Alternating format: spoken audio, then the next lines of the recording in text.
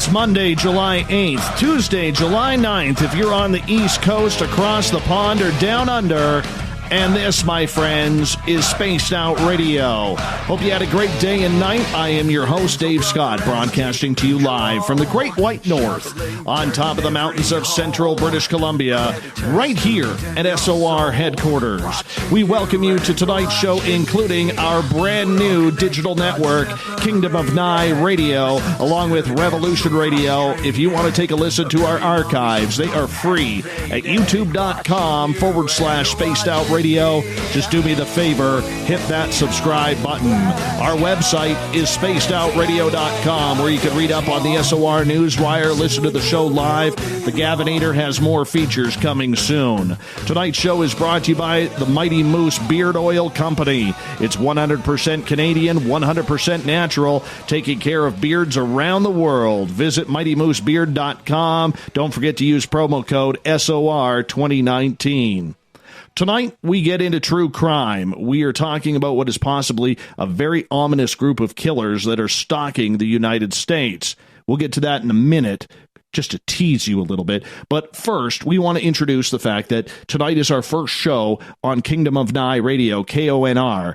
And yes, we are absolutely loving the fact that we have teamed up with Bart L. from LGAB, and he has graciously asked us to be a part of his new lineup and captaining the chair for the nighttime radio. So thank you so much, Bart L., for allowing us to broadcast on Kingdom of Nye Radio. Really appreciate that, and all the LGABers who are going to come in and tune in with us now.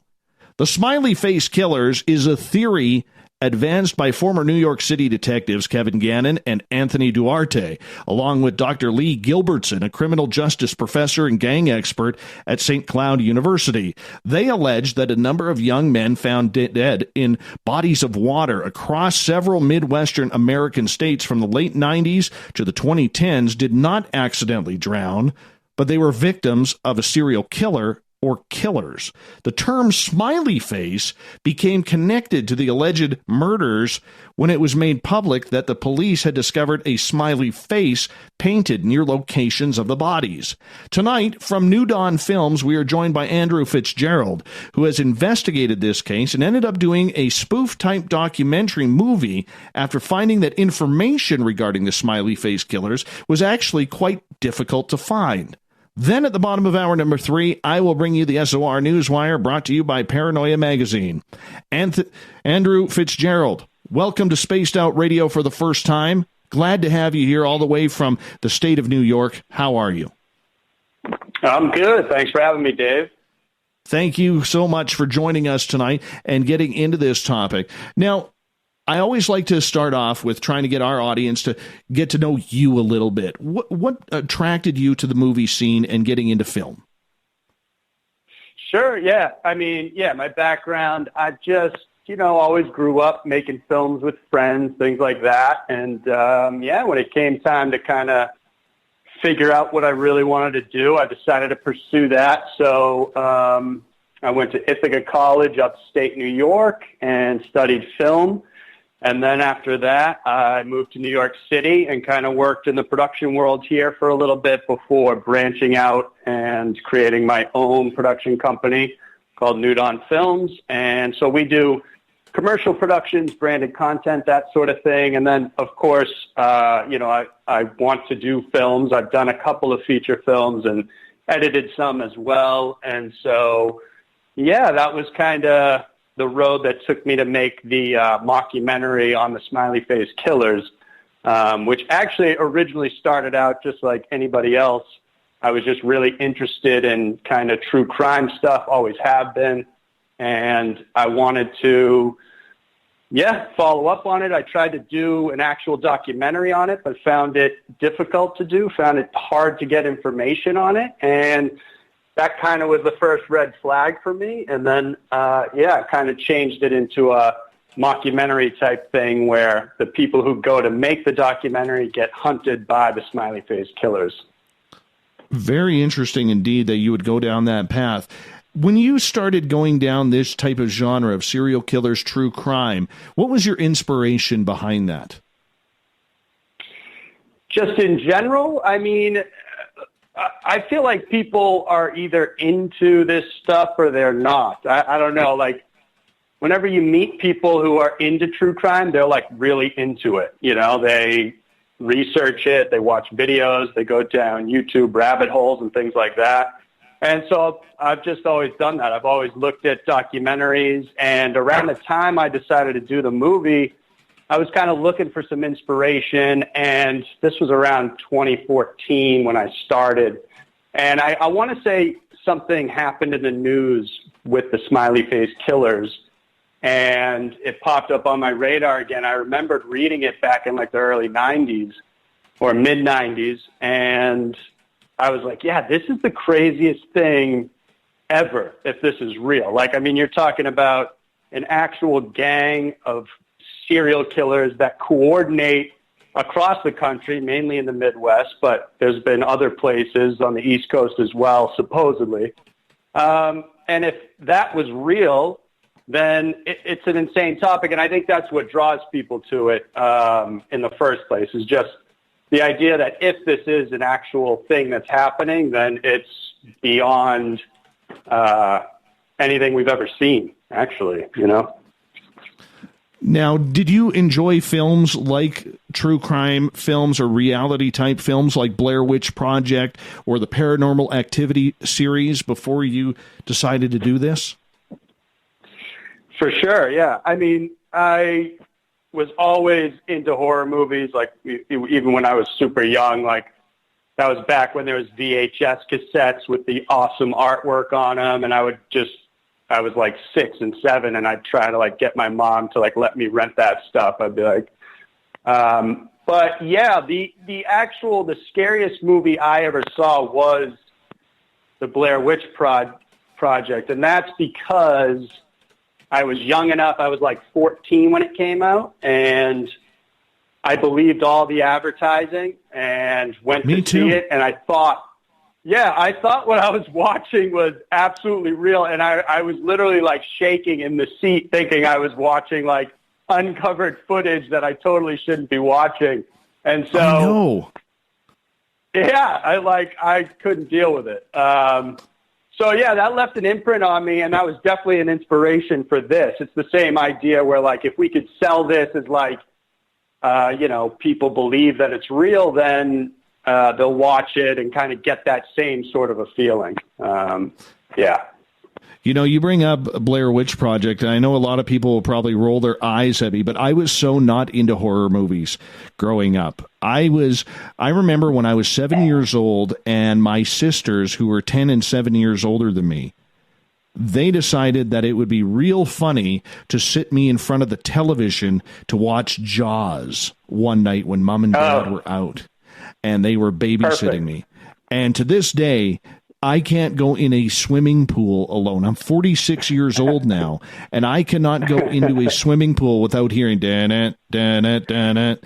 You know, I mean, that just scared the daylights out of me. So when Blair Witch came out, it was, I mean, like you said, the way they advertised that, it was perfect because nobody had done that.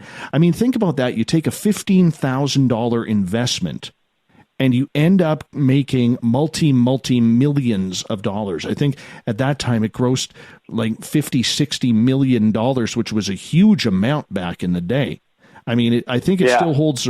I think it still is close to, or still holds the record for the highest gross profit percentage of a movie. Now, that's probably been shattered. I'm not a movie guy, so I don't really know, but I know for a while it did. I mean, it was crazy how realistic that felt. And I was at the edge of my seat, much like you were, trying to figure out, is this real? What is going on? You know, and it scared the daylights out of me, especially right at the end where the guy takes the baseball bat to the head. Yeah. Yeah, no, totally. I mean, I wasn't even sitting there thinking, is this real? I was hook, line, and sinker, like, because it had never been done. It had just never been done. So it was just like, I was like, this is some sort of weird jackpot where I'm watching something that I don't even know how they're like allowing us to watch it, you know, because I was just young enough where like I couldn't like figure that out. Like I was like, how are they allowing us to watch these guys get killed? Like, this is crazy. So So yeah, I mean that movie was awesome. Not even in just scaring you like that, but just being on the cutting edge of something different. Once in a while. Jaws is another one like that. Like that's one that people talk about all the time. I'm the same way with like anytime I'm in the ocean, I'll dip in, but at no point am I not thinking about a shark eating me. I know. Like I'll go in, but I'm not happy about it. I'm just doing it. Oh, I totally know what you're saying. Once in a while a movie comes along that kind of like changes the game, and so that was one for me for sure. Yeah, and with Jaws, if people don't know this, I'm sure most people do, but the reason why they played the music so often was because Bruce, the shark, was actually broken for most of the film. So they couldn't film all the shark scenes, so they had to create the legend because of the music.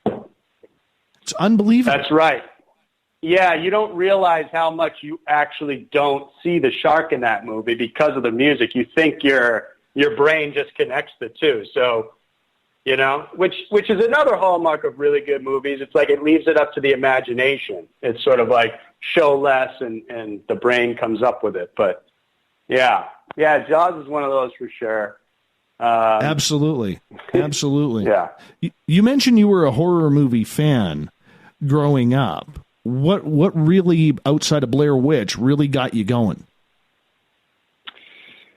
Yeah, I mean, I'm still a horror movie fan. I don't like I've grown up a little. I'm more into thrillers and stuff. But yeah, I mean, so Halloween, the original Halloween was like awesome when I first saw it. But when I was growing up and really getting into stuff, it was your Freddy Kruegers, your Jasons, all that sort of massacre stuff where, I mean, the list goes on and on. I would watch whatever, like anything I could get my hands on. And it was it's that thrill of being scared to death, but being safe,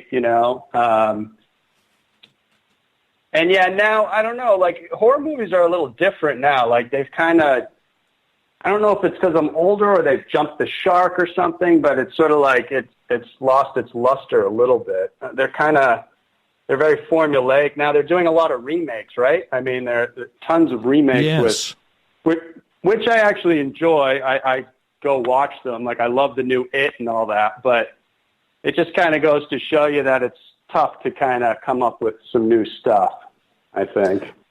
Well, I mean, you can only find so many ways to kill people. That's what it comes down to, I think. Right, which is why a thriller and a true crime is more interesting. Like I'm talking like a Silence of the Lambs where there's a story, or like, I don't know if you watch True Detective at all, like that show, but that was great. Anything that kind of makes you think a little bit and has like a real story is a lot more interesting now, I think, than just kind of a slasher thing. But and Andrew Fitzgerald is our guest tonight on Spaced Out Radio. We are talking Smiley Face Killers. When did you first learn about the Smiley Face Killers? So I had to have been either in middle school or high school. It was in like the mid-'90s, late 90s, and I can remember reading about La Crosse, Wisconsin. Multiple young men had been killed, and they thought that it was connected to, a single killer. And I didn't think much of it until, like I was saying, a decade later or 2 decades later when I was, looking to do this documentary. And I really, really dug into it and tried to learn as much as I could about it. But yeah, that was the first time I heard about it.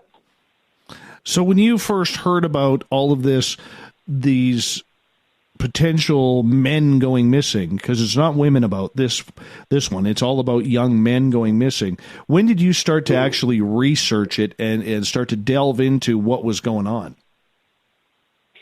So it was 2013, 2014, I started to really research it. And what attracted me to it was that Kevin Gannon and Anthony Duarte were in New York City, which is where I was.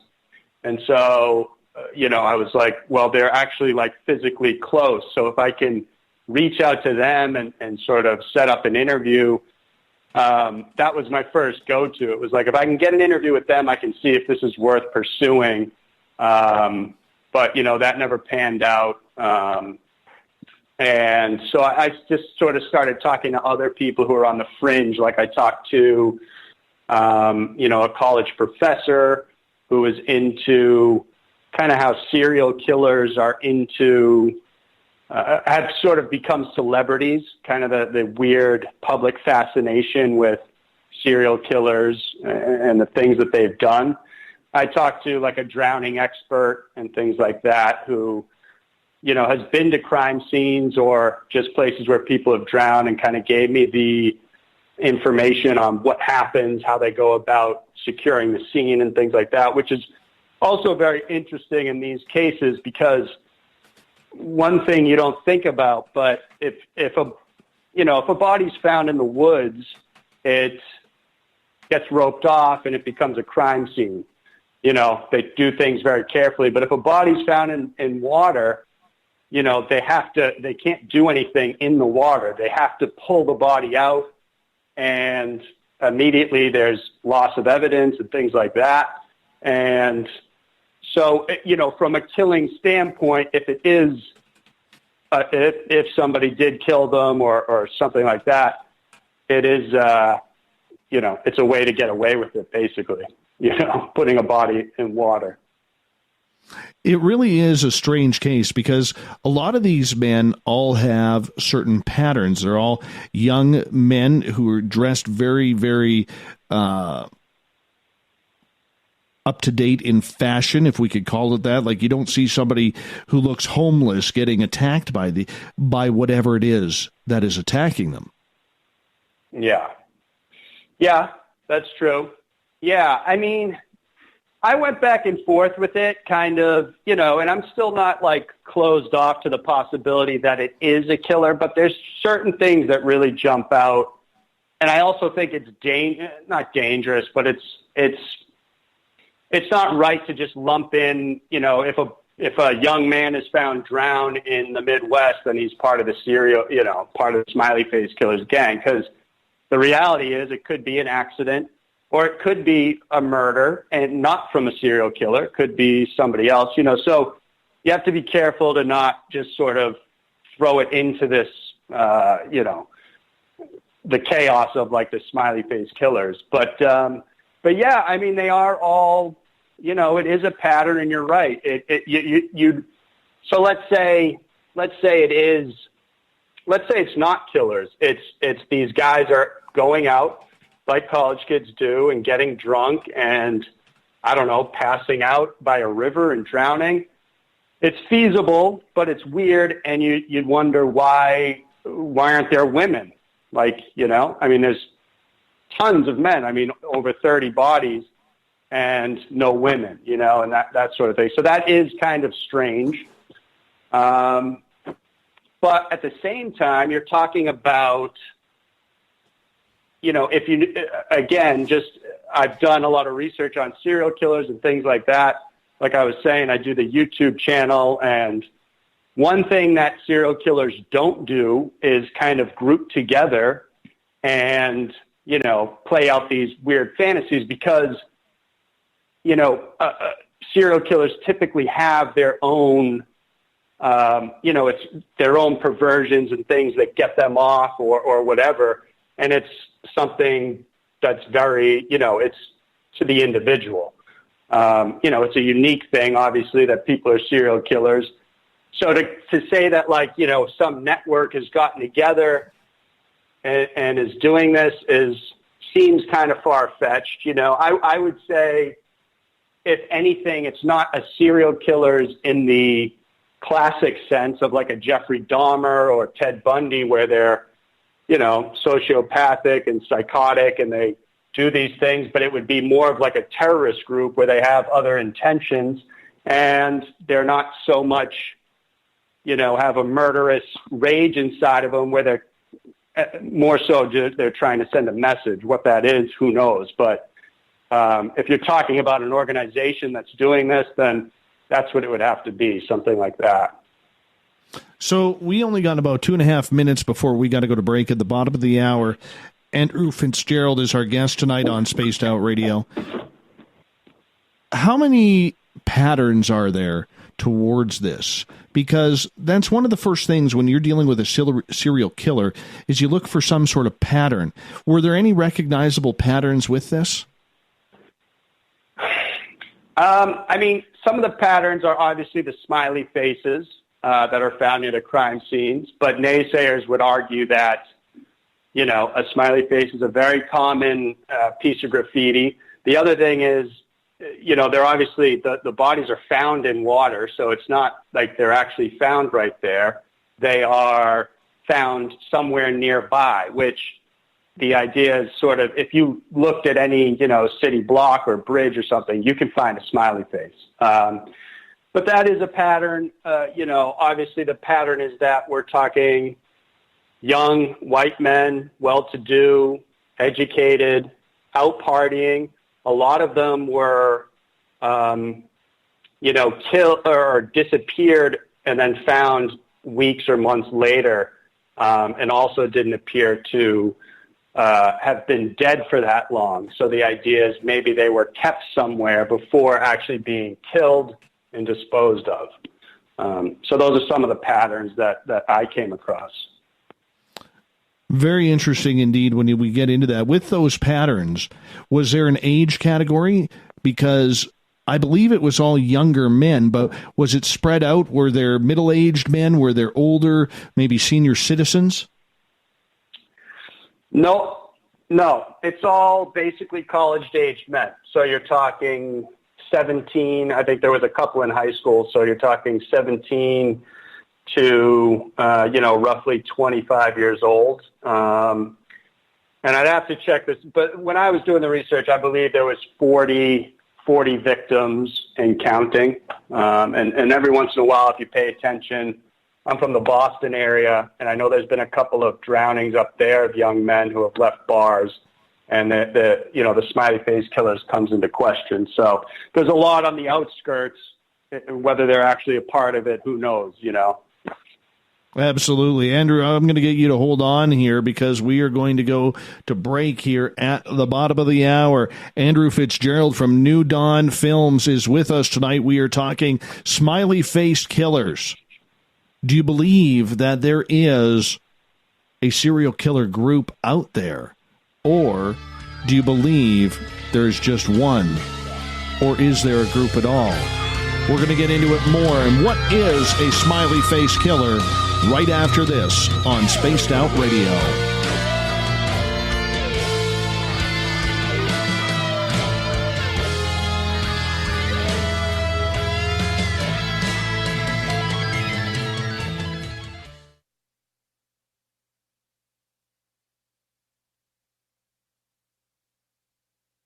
Hey, Spaced Out Radio listeners, it's Dave Scott. I want you to check out a great documentary I'm involved in called Beyond the Spectrum, Mosson's UFO Files. Directed by Darcy Weir, the film follows Jaime Mosson's journey for mainstream journalistic truth in ufology in Mexico. Beyond the Spectrum can be found on Amazon Prime. If you're a member, watch it free. It's worth the watch.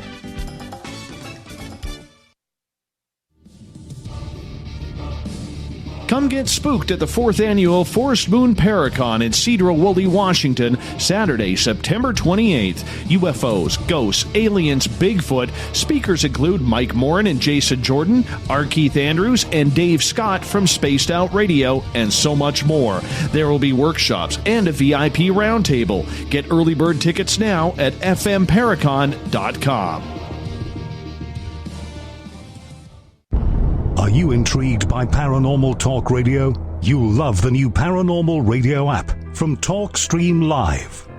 You'll find a great selection of talk shows covering UFOs, ghosts, strange phenomena, and much more. Download the Paranormal Radio app now and start listening to the very best in paranormal talk entertainment, including the network you're listening to right now, the Paranormal Radio app, free in Google Play and the iOS App Store.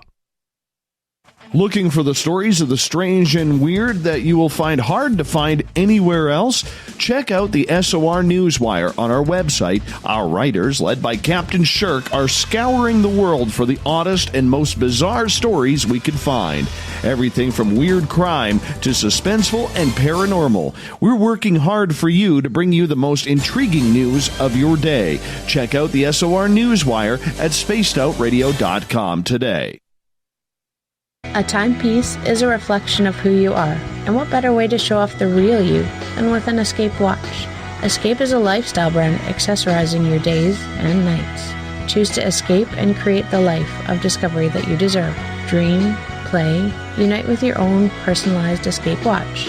Head to escapewatches.com. There is no time like the present to enjoy your escape. Use promo code SMF2017 for your 20% discount today.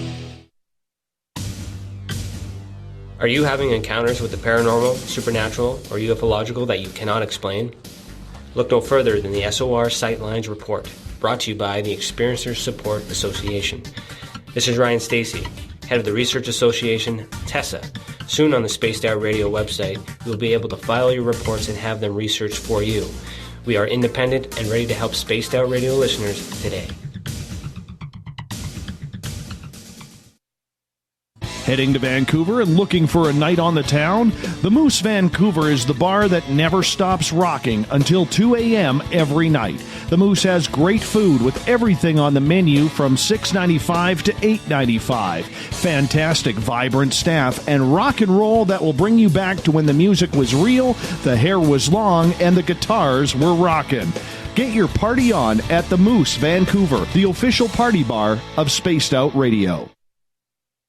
Hello, this is your guitar man, Ron Bumblefoot Thal, and I have to tell you, I love the response I get for Little Brother is Watching from Spaced Out Radio fans. It's amazing how music can inspire and make people think deeper about what's going on in the supernatural world. You can head over to my website, bumblefoot.com, to check out my music, my guitar workshops, my touring, even check out some of the hot sauces that I'm working on. And make sure you keep on listening, because with Spaced Out Radio, you know Little Brother is watching.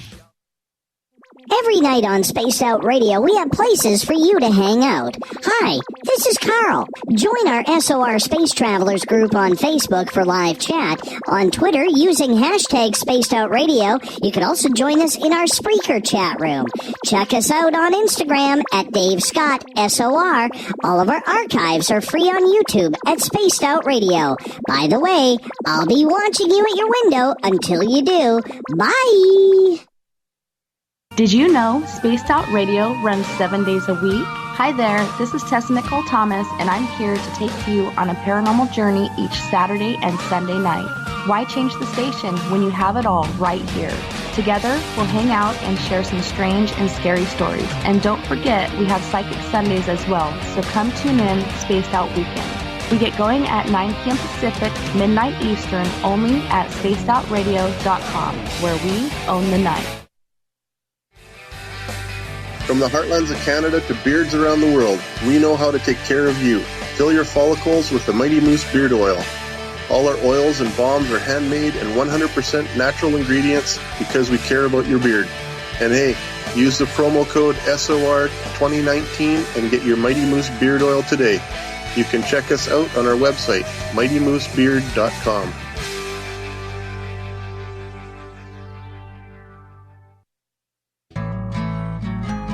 Looking for a place to advertise at a very reasonable cost? Look no further than Spaced Out Radio. SpacedOutRadio.com has an advertising tab that you can click to check out our daily, weekly, and monthly packages to play on the radio, or our website including social media. From commercial spots to banners, we have it all.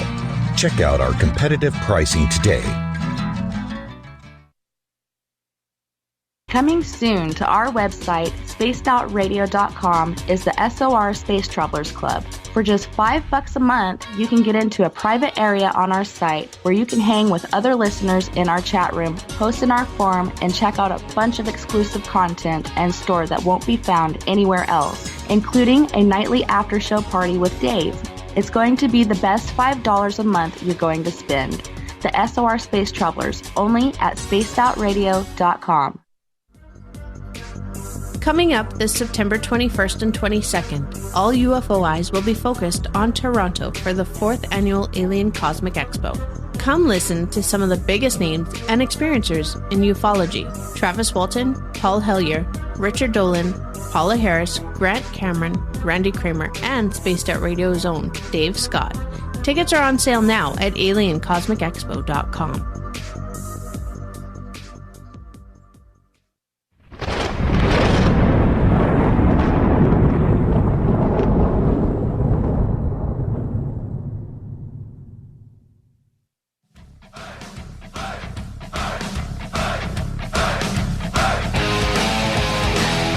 Welcome back to the second half hour on Spaced Out Radio tonight. I am your host, Dave Scott, sitting in the captain's chair of SOR headquarters. I want to say thank you to our brand new digital affiliate, Kingdom of Nye Radio, Mr. Bart L. and crew, having us take over their nights. So we like to own the night with KNOR. K-O-N-R. I knew I would butcher that. Bart's going to hang me for that now.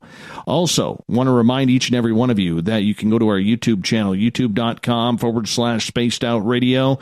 Do me a favor, hit that subscribe button after you take a listen to some of our archives. Our website is spacedoutradio.com, where you can read up on the SOR Newswire, listen to the show live. The Gavinator will have new, updated pages very, very soon. And I'm looking in my studio right now on my wall, and I've got a big bug crawling up, and it's kind of grossing me out right now. I don't know what it is. I'm going to have to check it out, get it out of here. Anyways, we're going to, while I watch the bug, introduce Andrew Fitzgerald. He is with New Dawn Films out of New York, and we are talking the Smiley Face Killers tonight. Andrew, welcome back to the show. Thank you. The bug just turned towards me. Thank goodness it's still about. Is it a cicada? No, we do have them up here. I don't know what the hell this thing is. It is like I don't know, probably. Oh, you guys don't do metric. No, it's not about half an inch. You know, maybe a quarter. Yeah, it's about half an inch. About half an inch. Okay. It's moving closer. It's about 3.5. It's about 3 feet now. It was 3.5 feet. It's about 3 feet. It's moving slow. But I hate bugs. But I had a. Sorry. Go ahead. No. You go ahead. I was just gonna say, literally the other day, like a cockroach flew into my window, and it was. I don't typically have them, just FYI, but. It flew in, and it was like so loud. It was like a giant fan, and I killed it, and it felt like I was killing like I'd murdered something. It was that big of a bug. It was crazy. And I also didn't know cockroaches flew, but apparently some of them do. Well, he's made a 90-degree turn. Damn it, just as soon as I say that, he turned back my direction. You jerk. We got these bugs. They're like flying beetles almost, and they've got these antennae that are like about 1.5 inches long off their beady little heads, and they land on everything. I just want to grab one of these things, put it on a fish hook, and throw it in the lake. That's what I want to do. Oh, nice. Yeah, that would work. That's what I want to do with it. Anyhow, let's get back to the Smiley Face Killers. Exactly what is the Smiley Face Killer?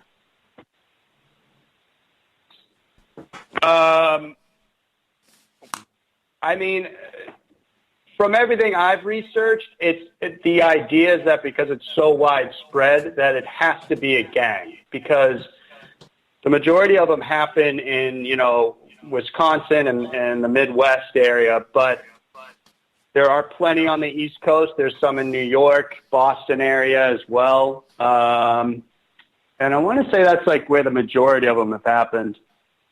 But, unless it's like, there's also just the sheer number of supposed victims that, for it to be the work of one person and to not have gotten caught, it just seems, not plausible. So the Smiley Face Killers are a network, a gang that has decided to, kill young men in college, basically. So why do we think, Andrew, that there is a gang of killers out there outside of some street gang, whether it's MS-13 or the Crips and Bloods, that are doing this? Why do we think this is happening? Well, personally, I don't think it's happening. I don't think it's a real thing, and I don't know, I think the attractiveness is that it's a sensational story if it were true. Now, there are a couple of cases, like one of the more famous ones, I forget his name, but he was, I wish I knew his name, but you could find it. Basically, he was found, in a river with his arms crossed, and it was ruled as an accidental drowning, but he got lumped into sort of the Smiley Face Killer thing, and so authorities reconvened and looked back into it, and they did change that and determine that it was, in fact, a murder, but unsolved. And I think there's been a couple others that are kind of like that. And so, I forget where I was going with that, but, why it's a thing. So, you have people in here that have been murdered, but they're unsolved murders. And then you could, of course, have some accidents that are being lumped in there as well. It's difficult to say. But I think in the end, if it's a slow news day or whatever, or, whatever, they want to kind of bring it back up. I think it's a great story, and people are very interested in it. I was super interested in it. And, it is a crazy idea that a gang would be doing this. The other thing about it, too, is, the idea is that they're being drugged at bars. They're always out drinking, or they're out with friends. And the idea is that they're being drugged, and then being taken away and are kept alive for some time. Because when the bodies are found, say the person disappeared for 6 weeks, they're not dead for 6 weeks, or so it appears.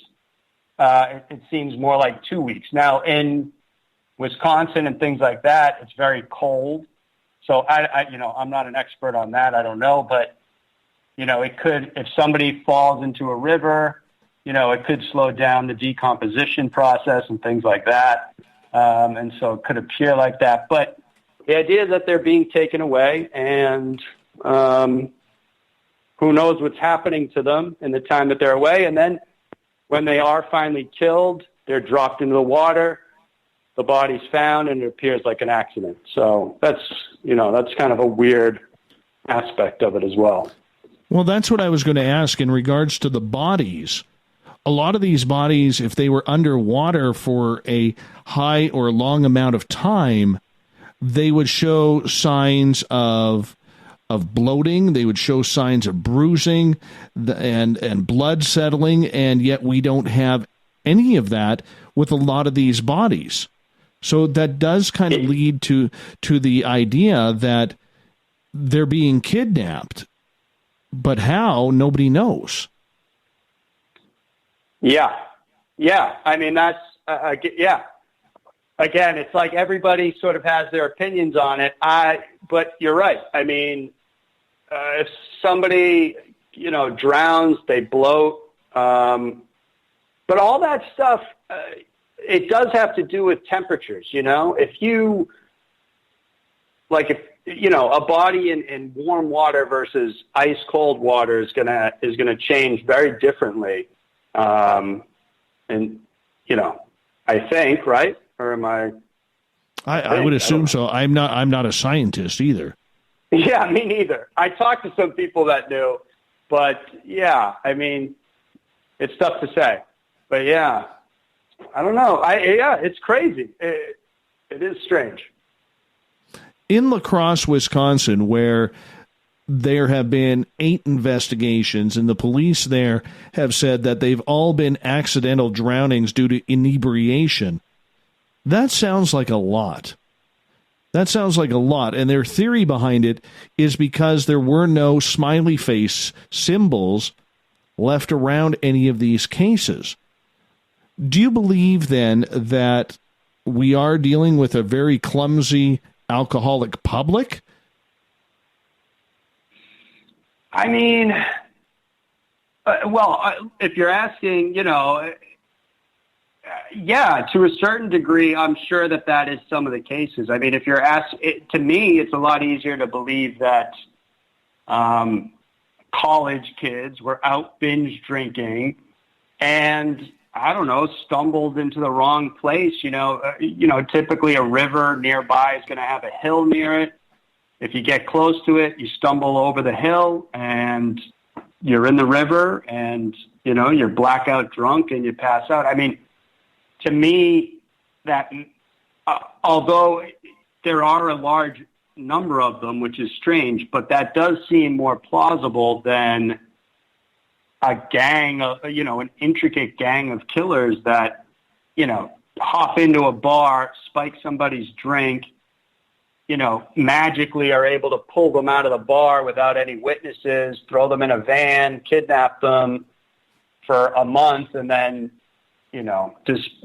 dispatch of them and throw their body in the river. That seems harder to do. But, I don't know. Is there or let me ask you this then, is there an autopsy report that shows a lot of drugs in these gentlemen's system? I mean, you mentioned that there's around 40 cases of this, and the theory is that they're being drugged in their nightclubs and the lounges and bars of wherever they're hanging out. And that's where I'm just kind of curious, in any of the autopsies, is there any type of drug activity being used? Yeah, that's a good question. I think in some of them, for sure, yeah. I don't know the statistics on all of them. I don't even know if all that stuff was done or if it was released to the public, or I don't know. But, yeah, for sure, there, blood alcohol levels were high in some of them. And, yeah, there might have been other drugs and things like that, but I don't know for sure. I mean, essentially, I know there were a couple of cases where the blood alcohol content or blood alcohol levels were very high. But yeah, if you're asking if they checked for Rohypnol, right? Like the date rape drug or things like that, I don't know. Do you believe then that these gentlemen who went missing under real unusual circumstances, were any of them known to be suicidal? No, most of them weren't. Most of them are just, they're just normal kids. I mean, also going back to that other question, I think if it's an accidental drowning or ruled an accident, then they wouldn't do all that testing and stuff, right? Like, because I want to say I was looking for that as well, obviously, but it was sort of like they would die and then be lumped into the Smiley Face Killers, and by then it was it's a little too much. So I don't know, but sorry, what did you ask me? I was thinking of the last one. Just in regards to the unusual circumstances, if there was any suicide rates or suicide notes for these young men to disappear and kill themselves. Yeah, no suicide notes. By all accounts, these guys were, happy-go-lucky college students, just living a normal life, having fun. So yeah, no suicide notes. Yeah, no, none of that.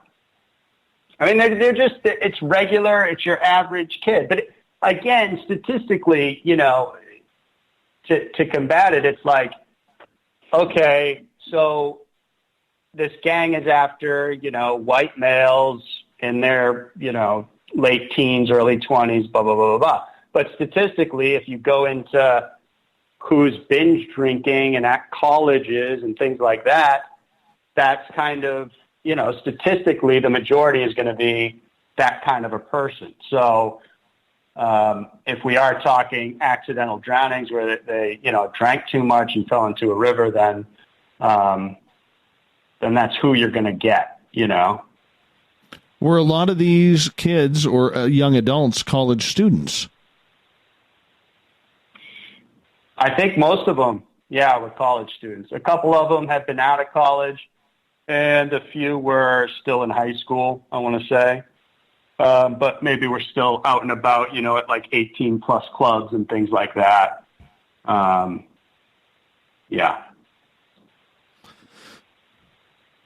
Andrew Fitzgerald is our guest tonight. Oh, do I think it's real? I don't know. I mean, there are a lot of serial killers out there. Whether it's in Canada, the United States, there's a lot of unsolved crime. I was talking with a news buddy of mine in Vancouver about all of these missing feet that seem to show up on the shorelines of British Columbia, some in Washington State and Oregon, but very few down there. And my buddy and I swear that there's a serial killer in Vancouver that is drowning people out in the ocean, and the current and the tides are bringing their dismembered feet that are still in shoes back onto the beaches. And the police do not believe that, or at least they're not saying it publicly that they believe it, because, let's face it, you don't want to cause panic in the public. And when you got a city, of Metro Vancouver that has about 3.5 million people, close to 4 million people, that's a lot of people to be put into some sort of panic in regards to it. But, I think that happens all over North America and probably the world, where there are a number of serial killers out there where they are leaving patterns. But I think you also don't want to give attention to it, because of the fact that there are a lot of psychopaths out there who will try to copycat. I mean, I hate to use this as an example, but we look at mass shootings in schools. That was never really a thing until Columbine. Right? And now it's become, unfortunately, part of society. Thank goodness there hasn't, the numbers seem to be dropping off on that, but comparatively the last couple of years, it's been tragic and horrific. So I don't know if it's about copycatting or if it's about, one or two people that are doing it. Yeah. So what's your thoughts on that? As far as the Smiley Face Killers go, it's just one of those things where, these guys are getting taken from public places. There's security cameras, things like that. I don't see how there wouldn't be some sort of a connection. There would be one case where, they'd be like, oh, someone saw, them get their drink spiked or something like that, and there would be security footage or things like that. So it's just the sheer number of it, the how widespread it is. It's just a difficult thing to put together. What was the other thing with those? Sorry, just going back to that feet thing. Didn't they say that was like feet from the tsunami or something like that? Like from Japan, like the way the current went? No, that was just the nuclear waste. That was just the nuclear waste that was showing up. Nothing too special. No human bodies or anything like that. Just Actually, there was one cool story where a Harley Davidson showed up on a beach. Yeah, that was kind of cool. Where? Just that's it? No one knows where it came from? Or from the tsunami? It came from Japan. So that I heard about the severed feet. Yeah, the severed feet is a weird one. And, even up north here in British Columbia, as we only got about 3 minutes left before we go to break at the top of the hour, up here we have a very popular, what they call the Highway of Tears, which is where, 50, 60 First Nations women have gone and vanished. And they believe there is a serial killer. They believe it's a trucker or two that has been taking these women who are hitchhiking, to get from town out back to the reservation, and it just doesn't seem to be working. They seem to be disappearing, and there's a lot of controversy around that as well. But it's very interesting because you have these areas where there's these stories down in Texas. You have the Highway of Death that's going on, and there's a lot of carnage and a lot of people go missing along there as well. I think every state and province in North America probably has that area where it just seems to be very, very dangerous at times. Yeah, for sure. Yeah, I mean, I wonder, like I had mentioned, just sort of lumping everyone in. I think, it could be, like you're saying, like the Highway of Tears is very real. And there's a staggering number of women that have gone missing from there. And it's kind of like it's the same sort of thing. I just feel like the waters are muddied with the Smiley Face Killers. I think it's like if somebody drowns, it's like, oh, Smiley Face Killers, like, and so like over time that just sort of drowns out the truth, So, I mean, yeah, it could be somebody's, of the actual cases that are lumped in, maybe it's just a fraction of them that are real. But I mean, you have a point. Like, why in Wisconsin are there, in La Crosse, Wisconsin, why are there 10 bodies of college kids? Unless, I don't know. Yeah, but that's a good point. Well, it's one of those mysteries that needs to be solved. And I think it comes down to the police. I think that they don't want to admit it because they don't want to alarm the public. Let's face it, serial killers are not good for real estate and property values. Serial killers are not good for, a high quality of life in the city. And when you admit that there is a serial killer running around for the last 20, 30 years, as up here in BC with the Highway of Tears, that's where it gets tragic. That's where it gets disgusting. We already saw that in British Columbia with Robert Picton killing 60-plus women from Vancouver's downtown east side. It's terrible. But on that note, we are going to take a break here at the top of the hour. We are talking with Andrew Fitzgerald from New Dawn Films. We're talking Smiley Face Killers. We're going to find out what the smiley face actually is, and what about the copycats that could follow. We'll be back with more Spaced Out Radio in Hour 2 next.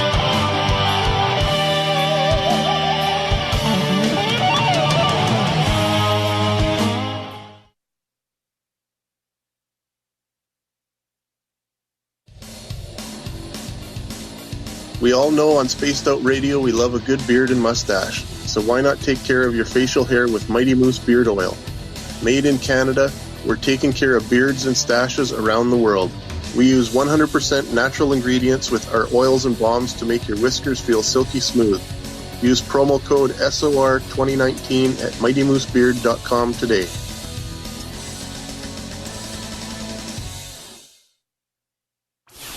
Hang out with Spaced Out Radio, where we own the night. This is Carl. You can follow Dave on Twitter at Spaced Out Radio, and during the show, use the hashtag Spaced Out Radio to chat with us live.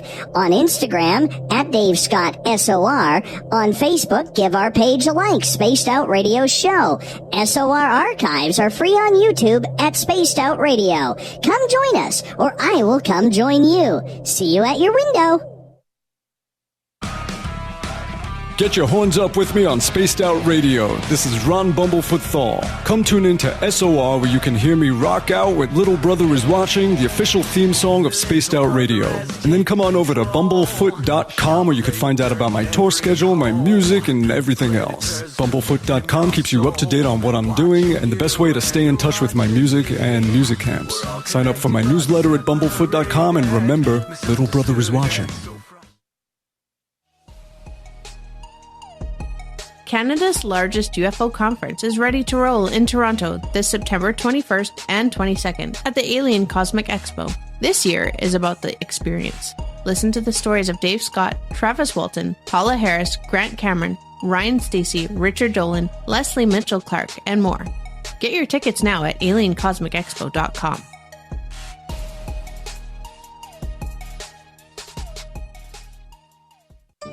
Find your escape where time has no limits. It's about living today and cherishing the heritage of yesterday. A spirit of adventure for what is new, with the nostalgia of the past. Your timepiece is a reflection of who you are. Life surrounded by beauty from the world around us to the soul within. EscapeWatches.com. There is no time like the present to enjoy your escape. Use promo code SMF2017 for your 20% discount today. Hey fans, it's Dave Scott. Do I have something for you to check out? A great documentary about legendary Mexican investigative journalist Jaime Maussan and his search for the truth about UFOs.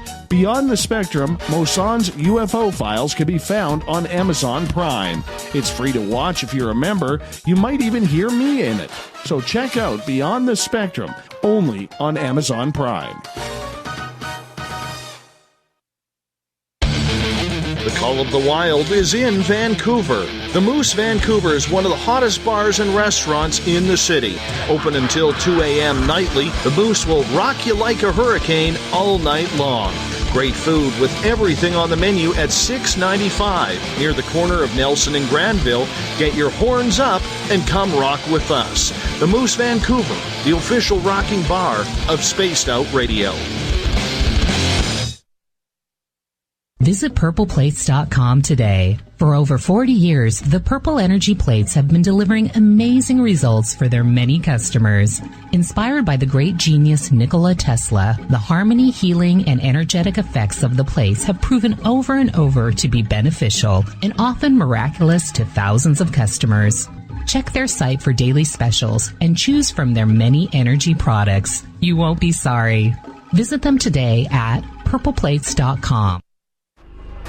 Are you having encounters with the paranormal, supernatural, or ufological that you cannot explain? Look no further than the SOR Sightlines Report, brought to you by the Experiencers Support Association. This is Ryan Stacey, head of the Research Association, TESA. Soon on the Spaced Out Radio website, you'll be able to file your reports and have them researched for you. We are independent and ready to help Spaced Out Radio listeners today.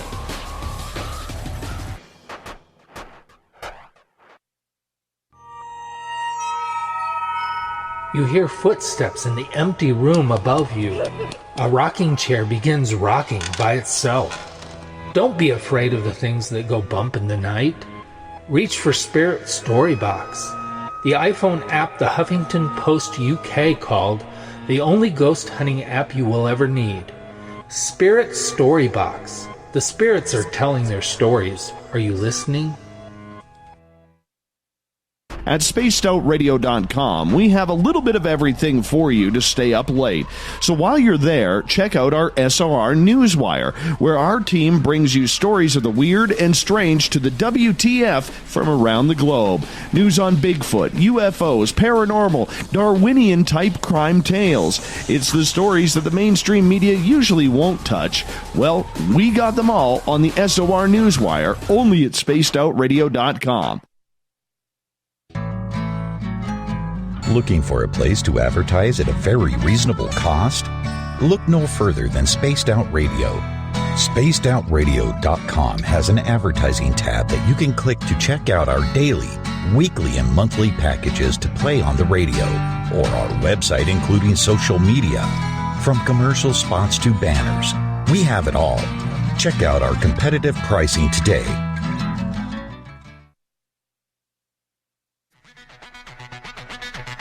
Come get spooked at the 4th Annual Forest Moon Paracon in Cedar-Woolley, Washington, Saturday, September 28th. UFOs, ghosts, aliens, Bigfoot. Speakers include Mike Morin and Jason Jordan, R. Keith Andrews, and Dave Scott from Spaced Out Radio, and so much more. There will be workshops and a VIP roundtable. Get early bird tickets now at fmparacon.com. We are getting ready to relaunch the SOR Space Travelers Club at spacedoutradio.com. For $5 a month, you can join us for a plethora of features found nowhere else. Hang out in a private chat room during the show and after party. You can check out some exclusive content and a store specifically for you, as well as a private listener forum where you can post your thoughts, stories, and pictures. The SOR Space Travelers Club, coming soon to spacedoutradio.com. So, you love talk radio? Then you'll love TalkStreamLive.com. TalkStream Live is always on, 24/7, with the best streaming talk shows. Find your favorite talkers and discover some new ones. It's free, readily available online or on mobile with any smartphone or tablet. Finding your favorite talk shows all in one place has gotten a whole lot easier. Just go to TalkStreamLive.com. Be sure to download the free apps from Google Play or the iTunes App Store. The freedom to post what you want, when you want. That's the social media freedom you need. Social Media Freedom is the free app in your app store. No need to worry about going to jail or being shadow banned any longer. It's the freedom to say what you feel. The freedom to know Big Brother isn't watching. It's the way social media is supposed to be. Social Media Freedom. It's time to set yourself free. Download from your app store today. You're listening to Spaced Out Radio with Dave Scott. Follow Dave on Twitter at Spaced Out Radio and on Facebook, Spaced Out Radio Show. Welcome back to hour number 2 of Spaced Out Radio. Tonight, I am your host, Dave Scott. Thank you so much for being with us. Tomorrow night on the show, we talk about the Bermuda Triangle. Jan Quasar is our guest. We get going at 9:06 Pacific, 12:06 a.m. Eastern at spacedoutradio.com. Hi to everyone listening in on our terrestrial affiliates down in Dangerfield, Texas, KDNF AM 1560, KDUN AM 1030 in Reedsport, Oregon, in Ridgecrest, California, KZFX 93.7 FM. I know Chuck is listening. Chuck hates it when I do that, but KZFX 93.7 FM, WQEE 99.1 FM in Noonan, Georgia, and UPRN 107.7 FM in New Orleans. On the digital side, we are now proud to be broadcasting on Kingdom of Nye Radio. Thank you, Bart L., for bringing us in. And we're also on Revolution Radio. Good to have you with us. Don't forget, all of our archives are free at youtube.com/Spaced Out Radio. Just do me the favor, hit that subscribe button. The Desert Clam has set the password for tonight in the SOR Space Travelers Club. Let's find it here. Clemency. Clemency is your password. Make sure you use it wisely, Space Travelers, as the Clam sets the password each and every night right here on Spaced Out Radio. Our website is spacedoutradio.com, where you can read up on the SOR Newswire, listen to the show live. Soon, the Gavinator will have a plethora of features coming for you. We introduce Andrew Fitzgerald to you tonight. He is with New Dawn Films out of New York City, and he's done a mockumentary on the Smiley Face Killers. And the mockumentary came from the idea of trying to do a serious documentary about this interesting case on whether or not there are a bunch of serial killers running around in a gang around the United States, killing people. But there's a lot of information that just doesn't seem to be out there. And we're going to get into that. Andrew, welcome back to the show. Yes, thank you. Good to have you with us, my friend. Good, I'm glad. I'm very glad that you are. Before we get into the amount of information out there, I want to ask you in regards to the smiley face. What is the significance of the smiley face? Well, if it were left by the killers, it would be, just like the Zodiac killer writing letters to the cops. It's a middle finger up to them, basically saying, we got you. So that is like the sinister side behind it, is that, these killers are saying, ha ha, we murdered somebody, which again makes for a good story. It's also a very popular graffiti mark. You see it everywhere, any sort of bridge you go to, any sort of cement structure that's around a river or things like that. Chances are, there's some words written and a smiley face. If you really look for it, you can probably find one. So that's both sides of the coin on that one. So do you think that it's just coincidental then that these bodies have turned up where there happens to be somebody spray painting a smiley face? Yeah, that was something that I was very curious about, and I tried to find out exactly, because these bodies are found in water, so where are the smiley faces in regards to them? And that's something that there's very little information on. Was it 100 yards away, 500 yards away, a mile away? No one ever says. It just says there's a smiley face spray painted nearby. It's and just up in the air, sort of, yeah, there was a smiley face somewhere. So that was something when I was really digging into the cases, for the people trying to connect it to the smiley face, I was like, well, nobody seems to know exactly where it was. And going back to that idea of, well, they're kind of everywhere. If you need to find one, you can find one. So, that was something that, I don't know if you found anything or maybe things have changed, but no one has ever in any of the cases specifically said where a body was in relation to the actual smiley face spray painted. Have there ever been any ominous notes that are tagged along with the smiley face regarding the bodies? I don't believe so. You mean a note left on the body that somebody found? Not on the body, but wherever the smiley face is put. No wording. No. So, no. Exactly. Yeah, there's been it's not like we killed Andrew Jenkins and here is a smiley face. No. So it's literally just the symbol itself. When you look at graffiti, and there's a lot of amazing graffiti out there, but somebody who's just getting into, graffiti, one of the first things you do with a spray paint can is put a smiley face. I remember doing that as a kid, not on city walls or anything like that, but I remember working in my grandfather's shop as a kid where he used to rebuild lawnmowers, and he had a lot of spray paint cans around. And, if I found a piece of paper or cardboard, I would take his cans of spray paint on colors that I liked, and I would spray paint 2 eyes and a mouth for a smiley face. It's not out of the ordinary for that to happen. I agree. I did the exact same thing. If you ever get a spray paint can in your hand, I don't think there's anybody who hasn't done the dot, smile, and maybe a circle around it. It's just a very natural thing to attempt to do when you get a spray can. So I relate to that as well. And that is why it's a very popular graffiti mark, And I think that's also why, in lacrosse, you were saying that was the reason they said that it wasn't just that there were no smiley faces found that they called them accidents. It was other stuff as well, I assume. But yeah, anyway, I don't know.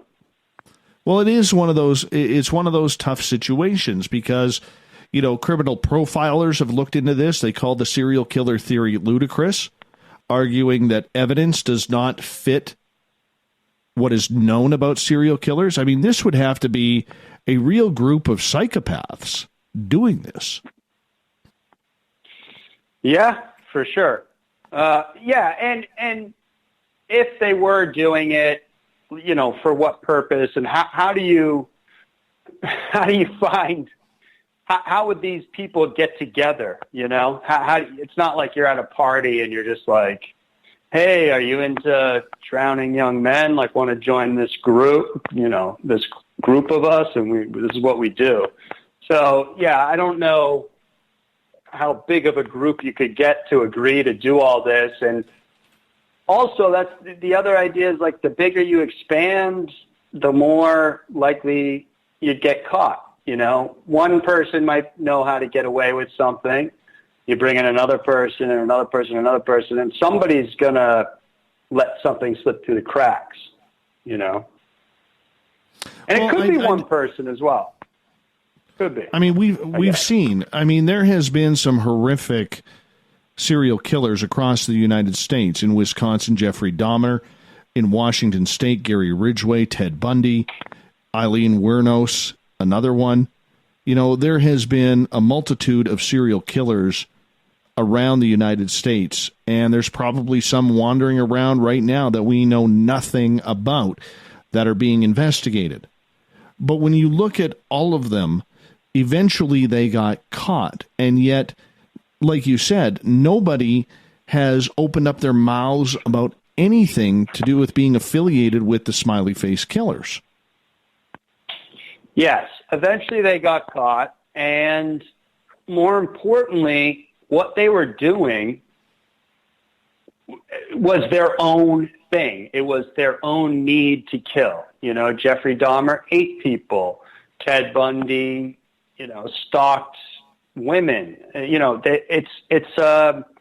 These people aren't doing it for fun. They're doing it because something has gone wrong in their brain, and they've decided this is what they're going to do, and they, try to get it done and perfect their craft, so to speak, and, do it the way they need to do it to get off in whatever way they do or whatever. And yeah, to say that a group has united to decide to drown people or take them away and torture them and then drown them and leave them in a river is very far-fetched, I believe. The sexuality of these young men, were they all heterosexual? Were there any that were homosexual or bisexual? Could it have been some sort of sexual event that went awry with a lot of these young men?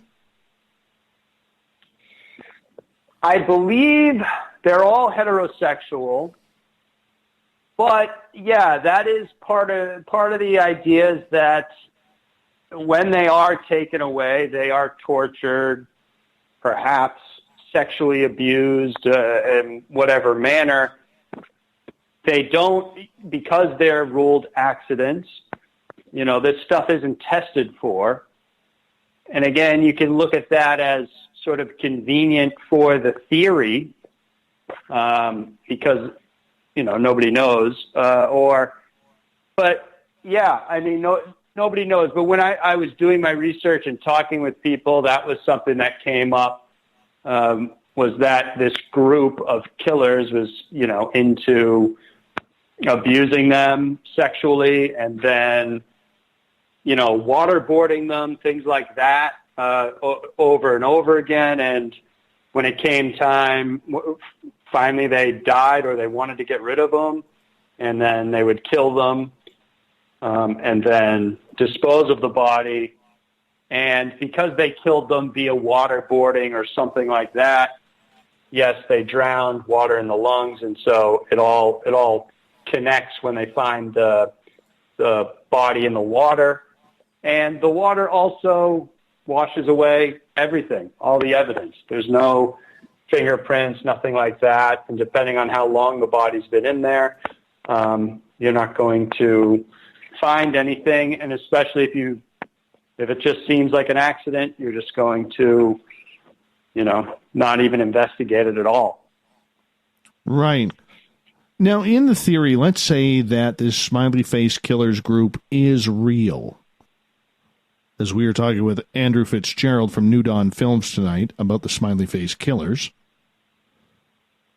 this group has gained so much notoriety over the years, especially on the internet. Growing would be very, very simple, considering you have the dark web. You also have a lot of people out there who are loving the copycat theory. Have you looked into the copycat theory regarding this? That was an angle I never looked into. No, no, it was so spectacular in that if it was an actual gang that had started it, that I was focused on that. But yeah, I mean, if you're asking if a copycat killer could do something like that, sure, I guess. But again, it's like the more you push it out, the thinner it all gets, and the more it's like, well, then somebody would mess up here, you know? But yeah, no, I didn't really look into that. I mean, how often does a copycat killer actually happen? Is it often, or I don't even know. That I don't know. But I mean, you know what? There are people who get mystified by this kind of stuff.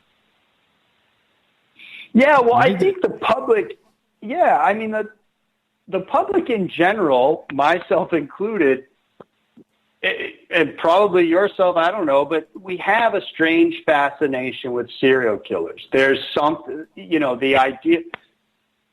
We watch so many documentaries. I mean, you just look on Netflix, there's movies, documentaries.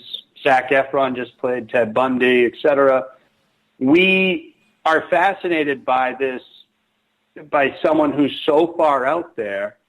And, you know, that's, again, I think that's a big part of this story as well. It's this sensational story of, wow, if that's real, that's crazy.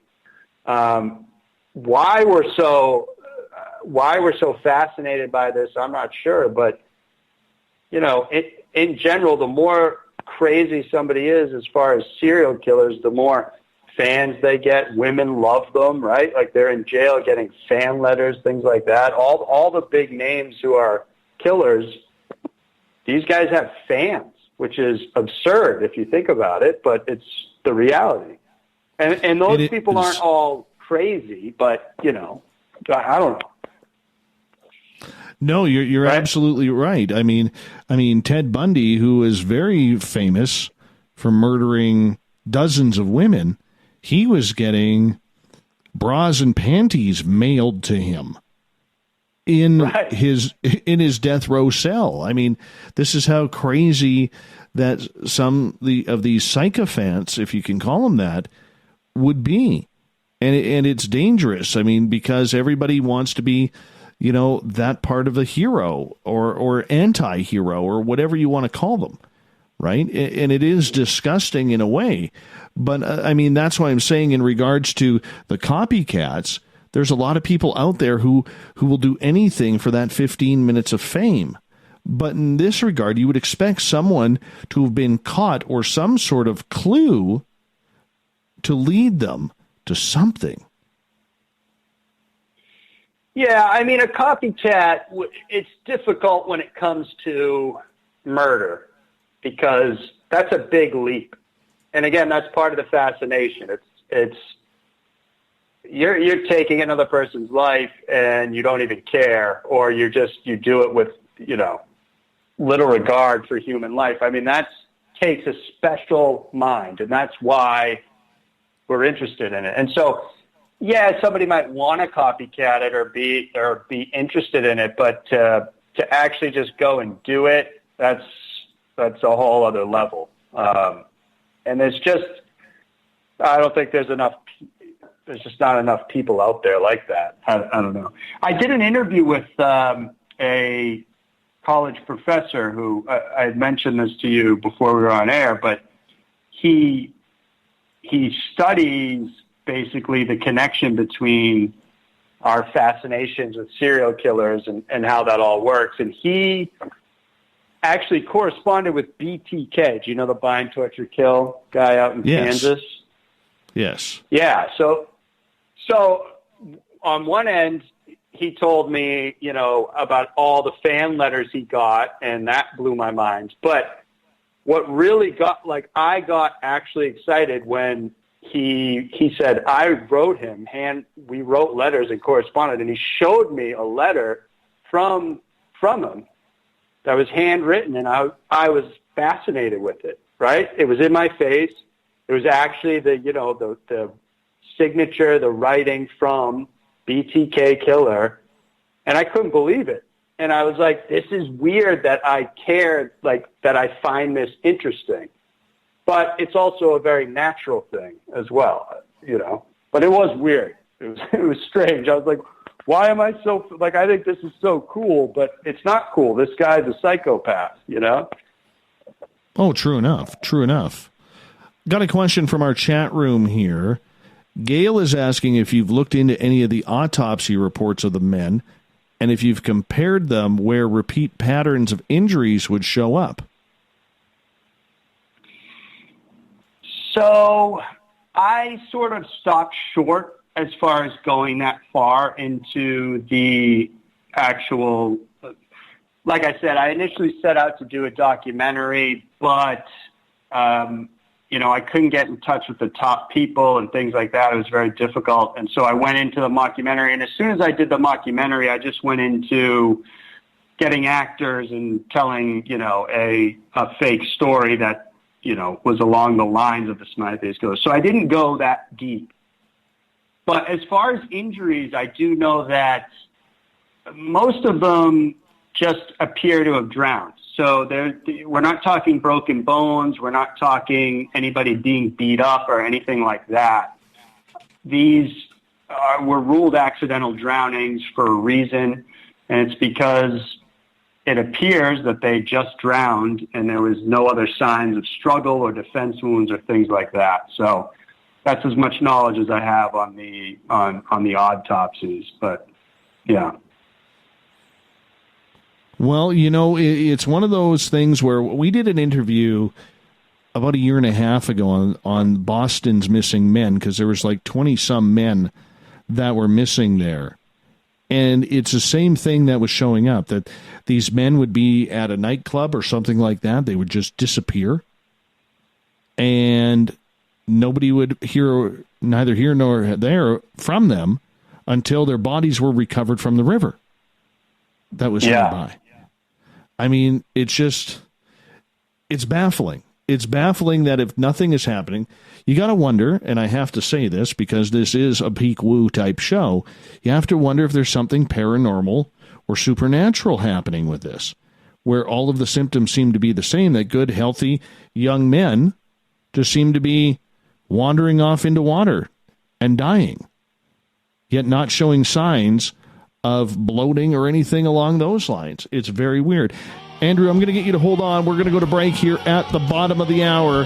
Andrew Fitzgerald from New Dawn Films is our guest tonight. We're talking the Smiley Face Killers. Hope you're enjoying the show so far. We'll be back with more Spaced Out Radio right after this.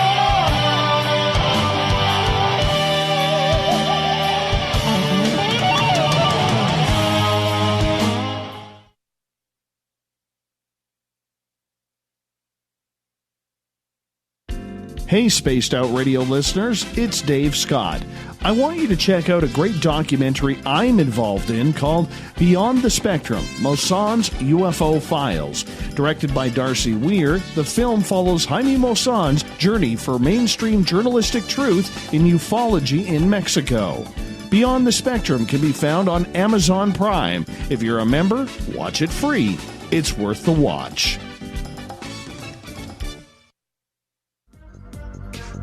Coming up this September 21st and 22nd, all UFO eyes will be focused on Toronto for the 4th Annual Alien Cosmic Expo. Come listen to some of the biggest names and experiencers in ufology. Travis Walton, Paul Hellyer, Richard Dolan, Paula Harris, Grant Cameron, Randy Kramer, and Spaced Out Radio's own Dave Scott. Tickets are on sale now at aliencosmicexpo.com. Did you know Spaced Out Radio runs 7 days a week? Hi there, this is Tessa Nicole Thomas, and I'm here to take you on a paranormal journey each Saturday and Sunday night. Why change the station when you have it all right here? Together, we'll hang out and share some strange and scary stories. And don't forget, we have Psychic Sundays as well, so come tune in Spaced Out Weekend. We get going at 9 p.m. Pacific, midnight Eastern, only at spacedoutradio.com, where we own the night. A timepiece is a reflection of who you are, and what better way to show off the real you than with an Escape watch? Escape is a lifestyle brand accessorizing your days and nights. Choose to escape and create the life of discovery that you deserve. Dream, play, unite with your own personalized Escape watch. Head to escapewatches.com. There is no time like the present to enjoy your escape. Use promo code SMF2017 for your 20% discount today. From the heartlands of Canada to beards around the world, we know how to take care of you. Fill your follicles with the Mighty Moose Beard Oil. All our oils and balms are handmade and 100% natural ingredients because we care about your beard. And hey, use the promo code SOR2019 and get your Mighty Moose Beard Oil today. You can check us out on our website, mightymoosebeard.com.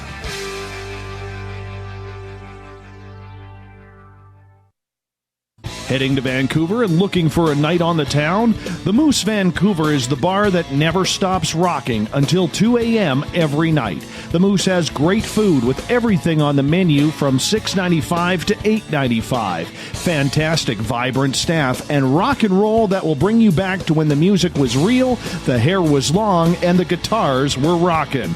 Get your party on at the Moose Vancouver, the official party bar of Spaced Out Radio.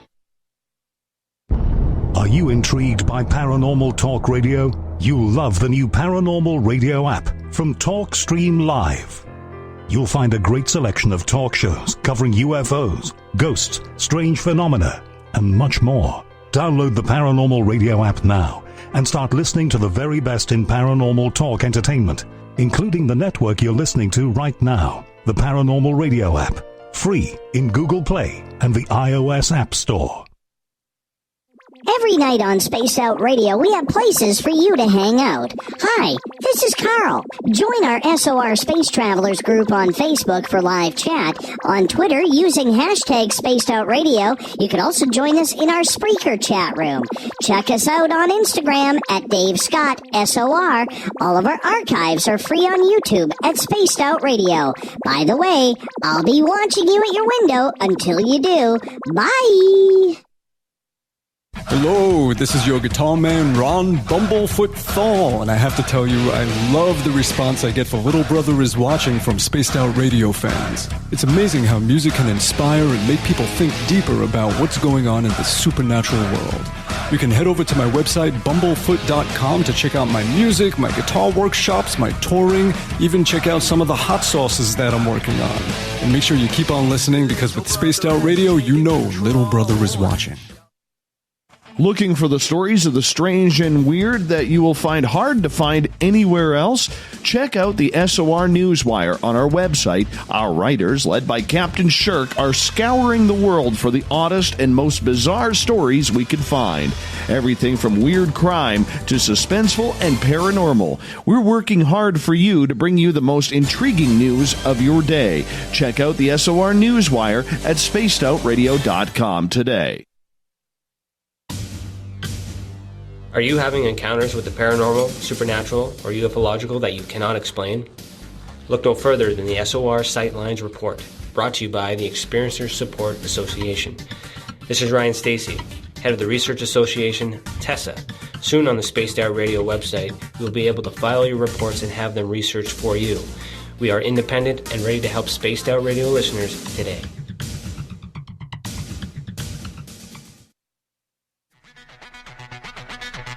Come get spooked at the 4th Annual Forest Moon Paracon in Cedar Woolley, Washington, Saturday, September 28th. UFOs, ghosts, aliens, Bigfoot. Speakers include Mike Morin and Jason Jordan, R. Keith Andrews, and Dave Scott from Spaced Out Radio, and so much more. There will be workshops and a VIP roundtable. Get early bird tickets now at fmparacon.com.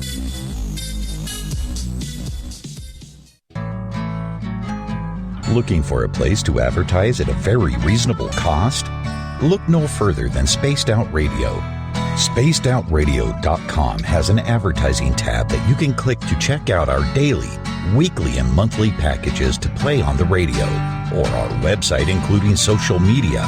From commercial spots to banners, we have it all. Check out our competitive pricing today. Coming soon to our website, spacedoutradio.com, is the SOR Space Travelers Club. For just $5 a month, you can get into a private area on our site where you can hang with other listeners in our chat room, post in our forum, and check out a bunch of exclusive content and store that won't be found anywhere else, including a nightly after-show party with Dave. It's going to be the best $5 a month you're going to spend. The SOR Space Travelers, only at spacedoutradio.com.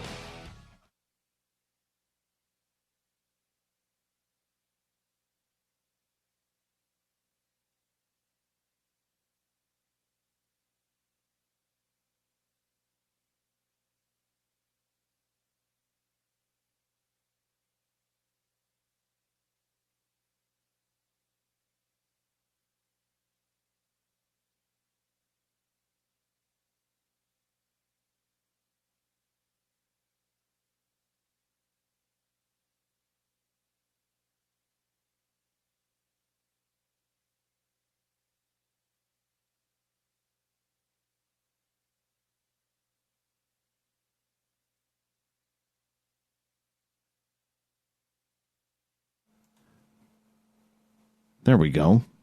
There we go. You know, sometimes I get so excited about the show I forget to turn my mic on. That was one of those moments. That was a brain fart by Dave right there. So I just want to quickly remind everybody, as I was speaking, doing nothing there, I thought I'd turn my mic on, but I guess I didn't because I was too busy watching the levels, because everything had to be set again for joining the Kingdom of Nye radio. So I apologize to all of you for my silly unprofessional error there. I know the Twitter crowd's going to snark the living daylights out of me for that now. Thank you. I blame myself. But tonight we are talking Smiley Face Killers. Andrew Fitzgerald from New Dawn Films is here to talk about this because he's done a lot of research into this project. Andrew, you heard me speak. I was speaking so clearly too, and you got to hear it all, except my stupid mic button again. I know. You killed it.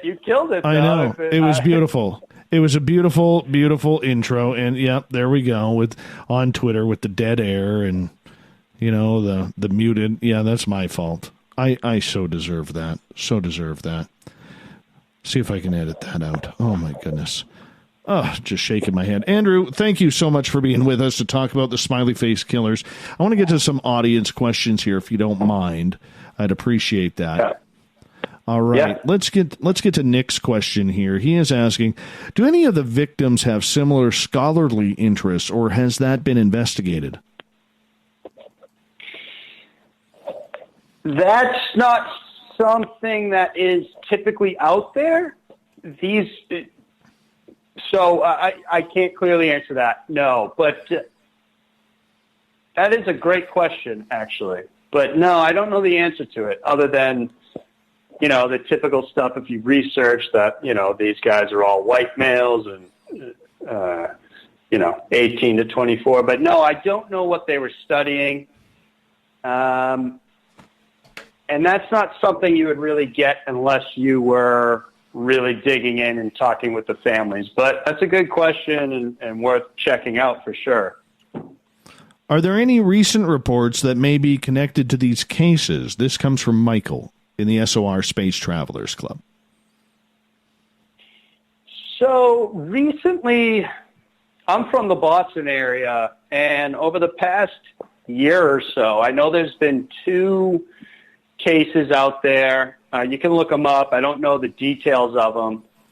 But, there's been some in Boston, and I know that one of them specifically had surveillance footage of, it was a young man, white man, who was out. He was actually with his family having dinner, and he went outside to have a cigarette, and there's footage of him having the cigarette, and he kind of wanders off out of screen, and then they found him in the Charles River a week or so later. So, I know that in there, because I also did the documentary, so people from around there who know me will send me stuff once in a while. So check out the Boston area. I'm not sure. La Crosse, Wisconsin, and things like that have kind of slowed down, I believe, as far as cases, which, again, that would lend the idea that there is an actual killer doing it, right? Because if this was just people getting intoxicated, then it would just constantly be happening on a regular basis. So that's an interesting, point for people who believe in the actual killer or killers. Gail is asking, is there any evidence of torture or waterboarding in any of these cases, like you mentioned? There is no evidence of it, but the idea of waterboarding is that it doesn't leave any evidence, right? That's the torture mechanism, is that you can do it to somebody, you can do it to prisoners, and it's not going to show up like a bruise, or if you beat them up physically, something like that. So, no, they have no signs of trauma or anything like that. They have just drowned, and that could have happened anywhere.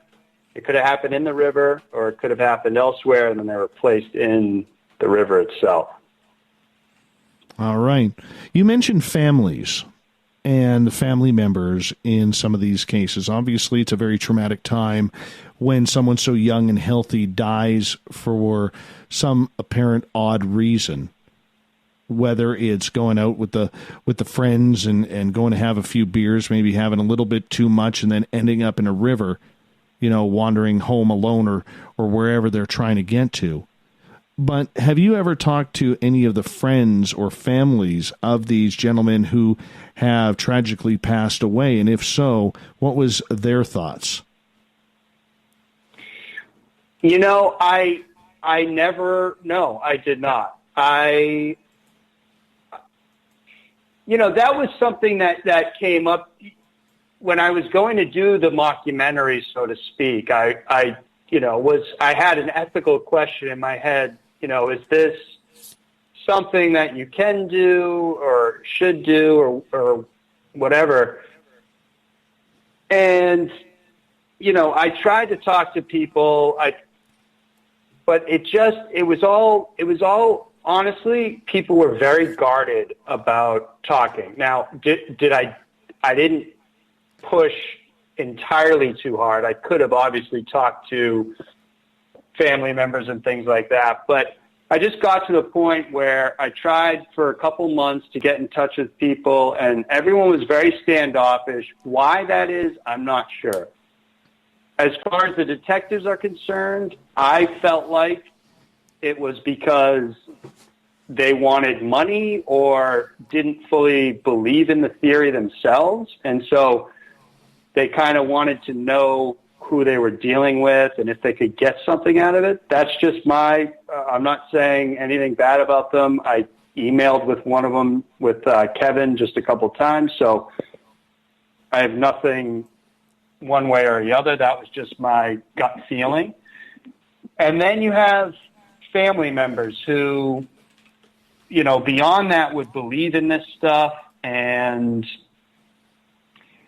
if you lose a loved one at a young age, it could be very easy to want to believe that something other than a, stupid accident or silly accident, such as getting drunk and falling in a river, happened. It might be actually easier to cope with the loss, to believe that, oh no, they were murdered and we want justice and things like that. So, how much of that is involved, I don't know. But I tried to sort of talk to these people. It didn't work. And I said, I'm going to do a totally different thing because I don't believe that this is real. And I just went actor route. I talked to experts in random fields, but yeah, that was sort of, my take with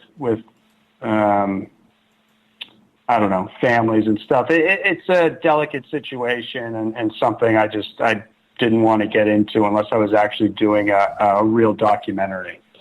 You mentioned that a lot of families and investigators were quite standoffish with you in regards to this project. Give us an example of what you went through. Yeah, so that was surprising to me. You would think that if someone is reaching, like if you have a theory you fully believe in, and wouldn't you would want to get it out there. So I tried several avenues to talk to, the head detectives who came up with the theory, the professor over in Wisconsin. And yeah, it was not happening. Like and listen, I do that. I live in New York City. I do video production as a profession. I talk to people all the time, and when people want to get a message out there that they believe in, it's not hard to convince them. It's very, it's like, yes, please, I want to tell anybody who will listen. So I talk to people like that all the time, and when I dove in to do this, that was a very big red flag to me, above all else, that this was something that they weren't so sure in, or maybe they really truly believe it, but just don't have any hard evidence to show. In other words, yeah, it's a great fantastical theory, but they wanted to feel me out to be like, well, how deep is he going to dive in on us? Because if he digs and starts really talking to us, he's going to realize that we don't really have much to show as in regards to evidence. And so, yeah, so I couldn't get anyone to talk to me even off camera, just about the theory in general. And so I said, let me look into this, more on my own, and just sort of looking at things like, are there really smiley faces found near there? I'm not sure.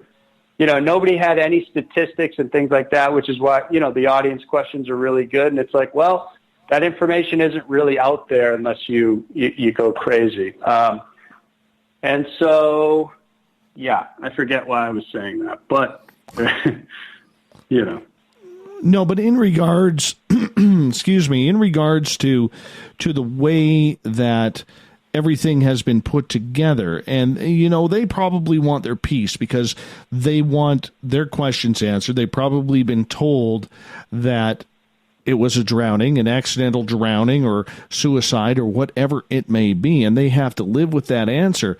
Do you feel that the police did a proper and concrete job on their investigation?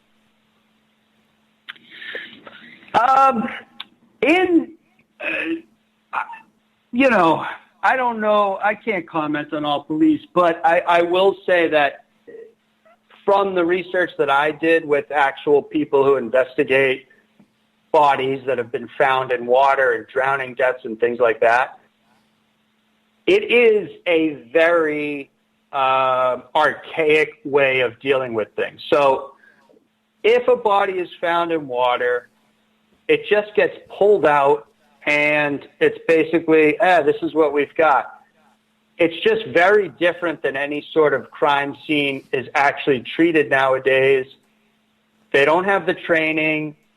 And so it's very easy. I will say it's it seems very easy to just say accidental drowning because evidence is washed away. They just pull the body out. They bring it to land before they examine it. You look at it. It's a drowned body. There's no bruising, no cuts. Okay, it's an accident. But a whole bunch of other stuff could have happened, for sure. Somebody could have just held you down underwater and, or pushed your head underwater and you drown, and you're not going to have any signs of trauma or anything like that. So are they, doing a bad job? I can't say. I don't know. I'm not there. I don't know what the investigations are, but could they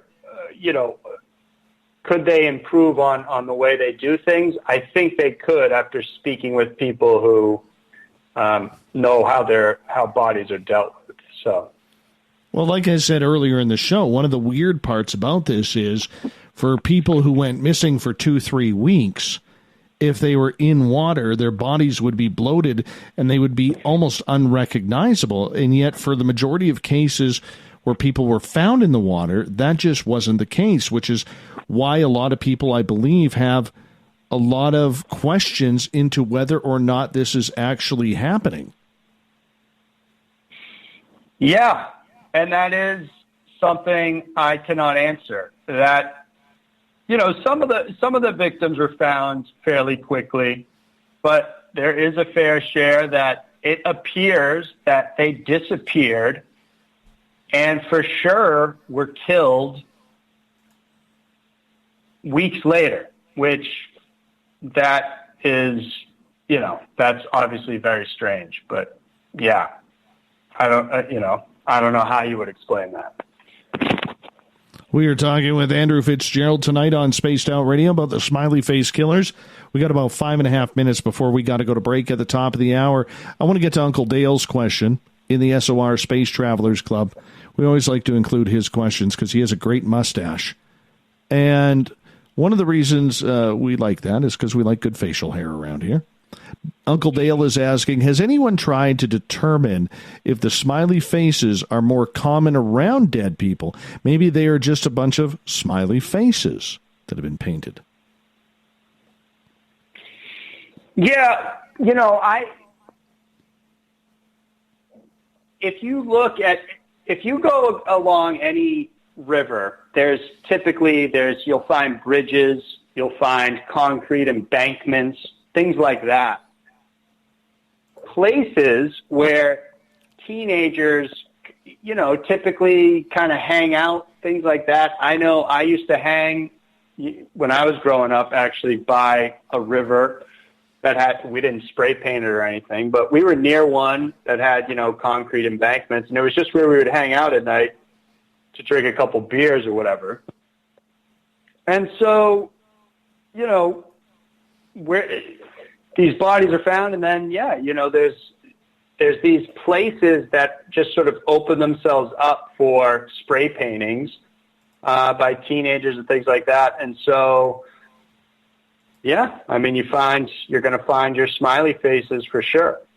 I live in New York City, and I notice them because I actually look for them, just because I've done the movie on them. But if you actually walk around and try to look for smiley faces on buildings and such, you will notice them. They are there. They might be small, etc. But if you're looking for them, you will find them in any sort of metropolitan or any place where there's concrete. Somebody has gone there and, written in pen or spray painted or painted some sort of smiley face.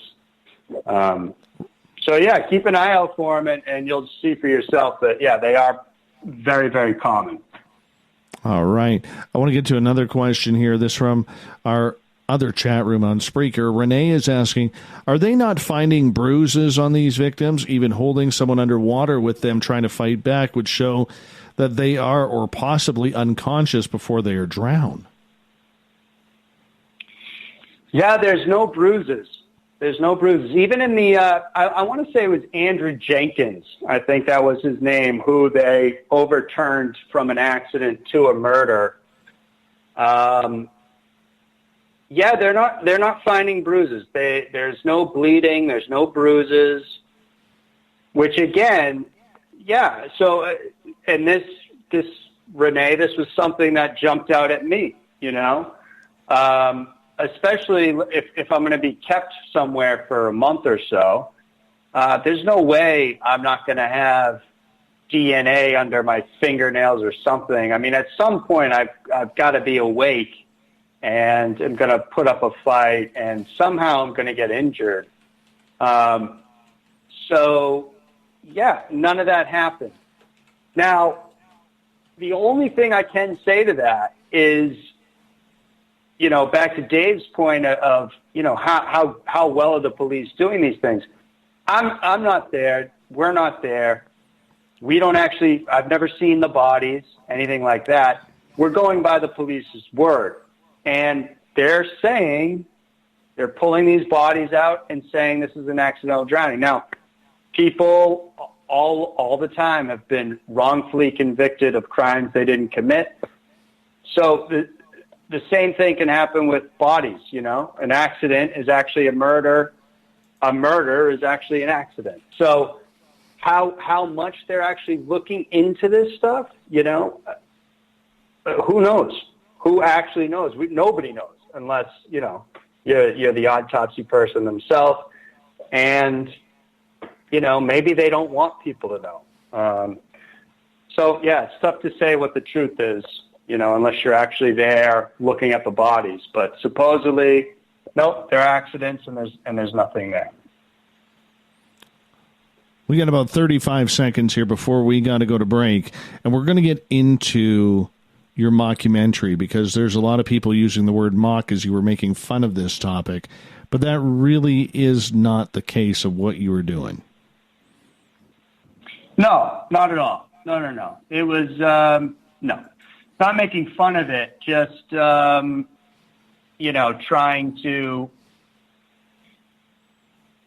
to entertain people in a Blair Witch sense, which, I could tell you more about it for sure, but not making fun of it.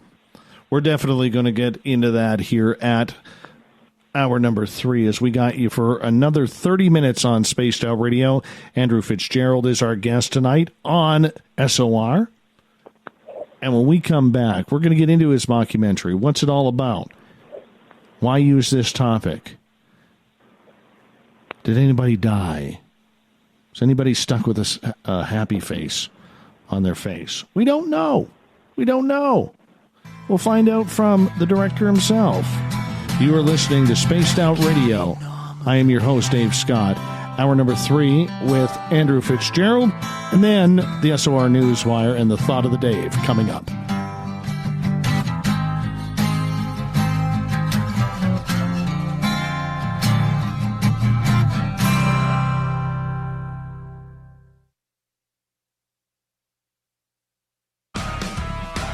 Get your horns up with me on Spaced Out Radio. This is Ron Bumblefoot THAL. Come tune in to SOR where you can hear me rock out with Little Brother Is Watching, the official theme song of Spaced Out Radio. And then come on over to bumblefoot.com where you can find out about my tour schedule, my music, and everything else. Bumblefoot.com keeps you up to date on what I'm doing and the best way to stay in touch with my music and music camps. Sign up for my newsletter at bumblefoot.com and remember, Little Brother Is Watching.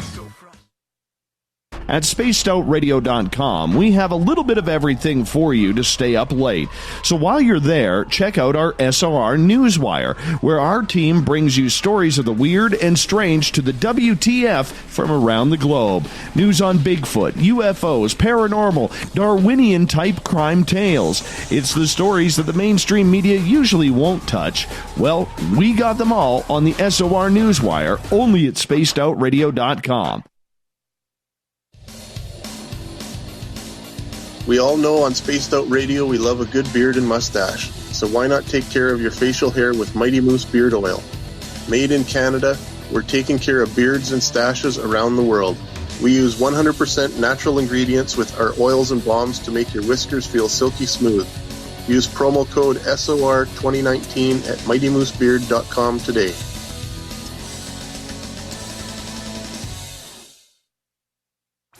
Come hang out with Spaced Out Radio, where we own the night. This is Carl. You can follow Dave on Twitter at Spaced Out Radio, and during the show, use the hashtag Spaced Out Radio to chat with us live.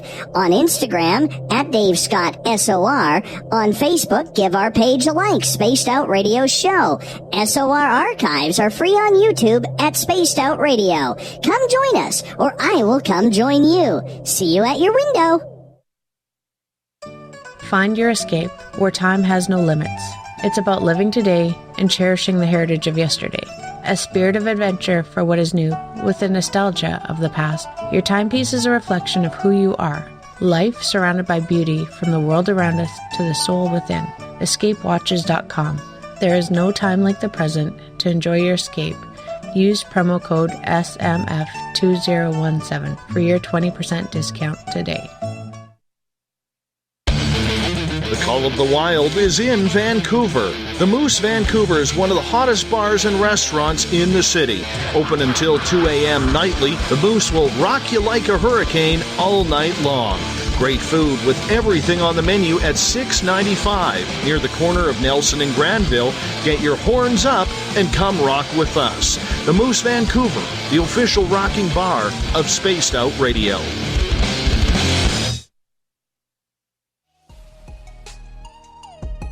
Canada's largest UFO conference is ready to roll in Toronto this September 21st and 22nd at the Alien Cosmic Expo. This year is about the experience. Listen to the stories of Dave Scott, Travis Walton, Paula Harris, Grant Cameron, Ryan Stacey, Richard Dolan, Leslie Mitchell-Clark, and more. Get your tickets now at aliencosmicexpo.com.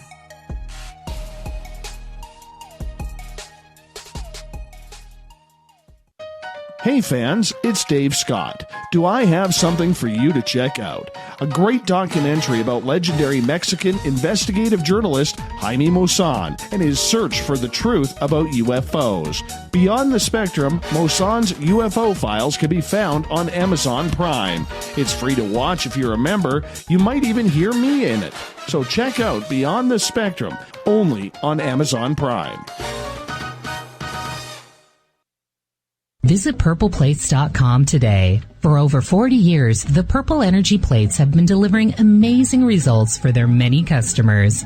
Inspired by the great genius Nikola Tesla, the harmony, healing, and energetic effects of the plates have proven over and over to be beneficial and often miraculous to thousands of customers. Check their site for daily specials and choose from their many energy products. You won't be sorry. Visit them today at purpleplates.com. So, you love talk radio? Then you'll love TalkStreamLive.com. TalkStream Live is always on, 24/7 with the best streaming talk shows. Find your favorite talkers and discover some new ones. It's free, readily available online or on mobile with any smartphone or tablet. Finding your favorite talk shows all in one place has gotten a whole lot easier. Just go to TalkStreamLive.com. Be sure to download the free apps from Google Play or the iTunes App Store. Are you having encounters with the paranormal, supernatural, or ufological that you cannot explain? Look no further than the SOR Sightlines Report, brought to you by the Experiencers Support Association. This is Ryan Stacey, head of the Research Association, TESA. Soon on the Spaced Out Radio website, you'll be able to file your reports and have them researched for you. We are independent and ready to help Spaced Out Radio listeners today.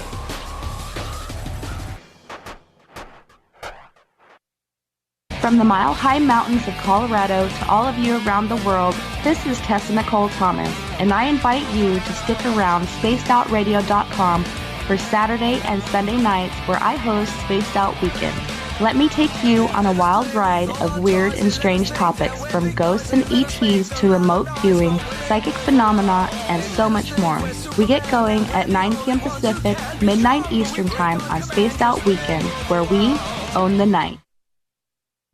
On the first Tuesday of every month, I encourage you to come along for a journey with me, Geraldine Orozco, on The Spiritual You.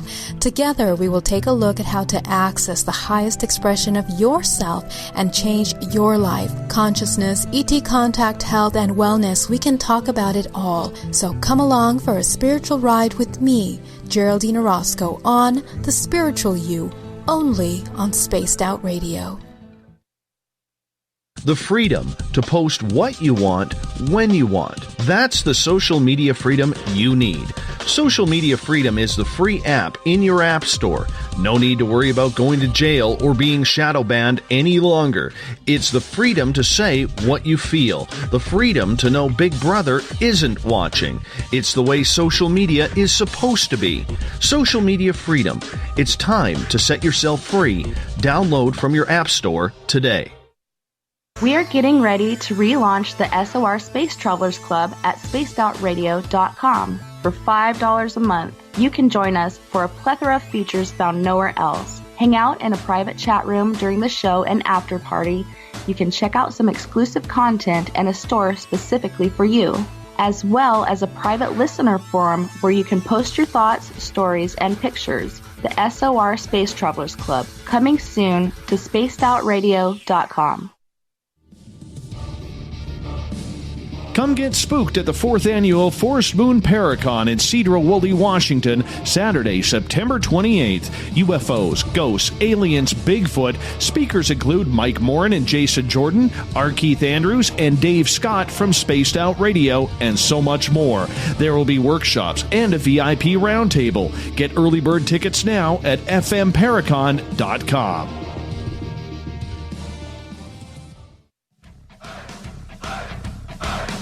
Would you like to connect with us? Head to spacedoutradio.com for all your latest show info. Now, back to Dave Scott and SOR.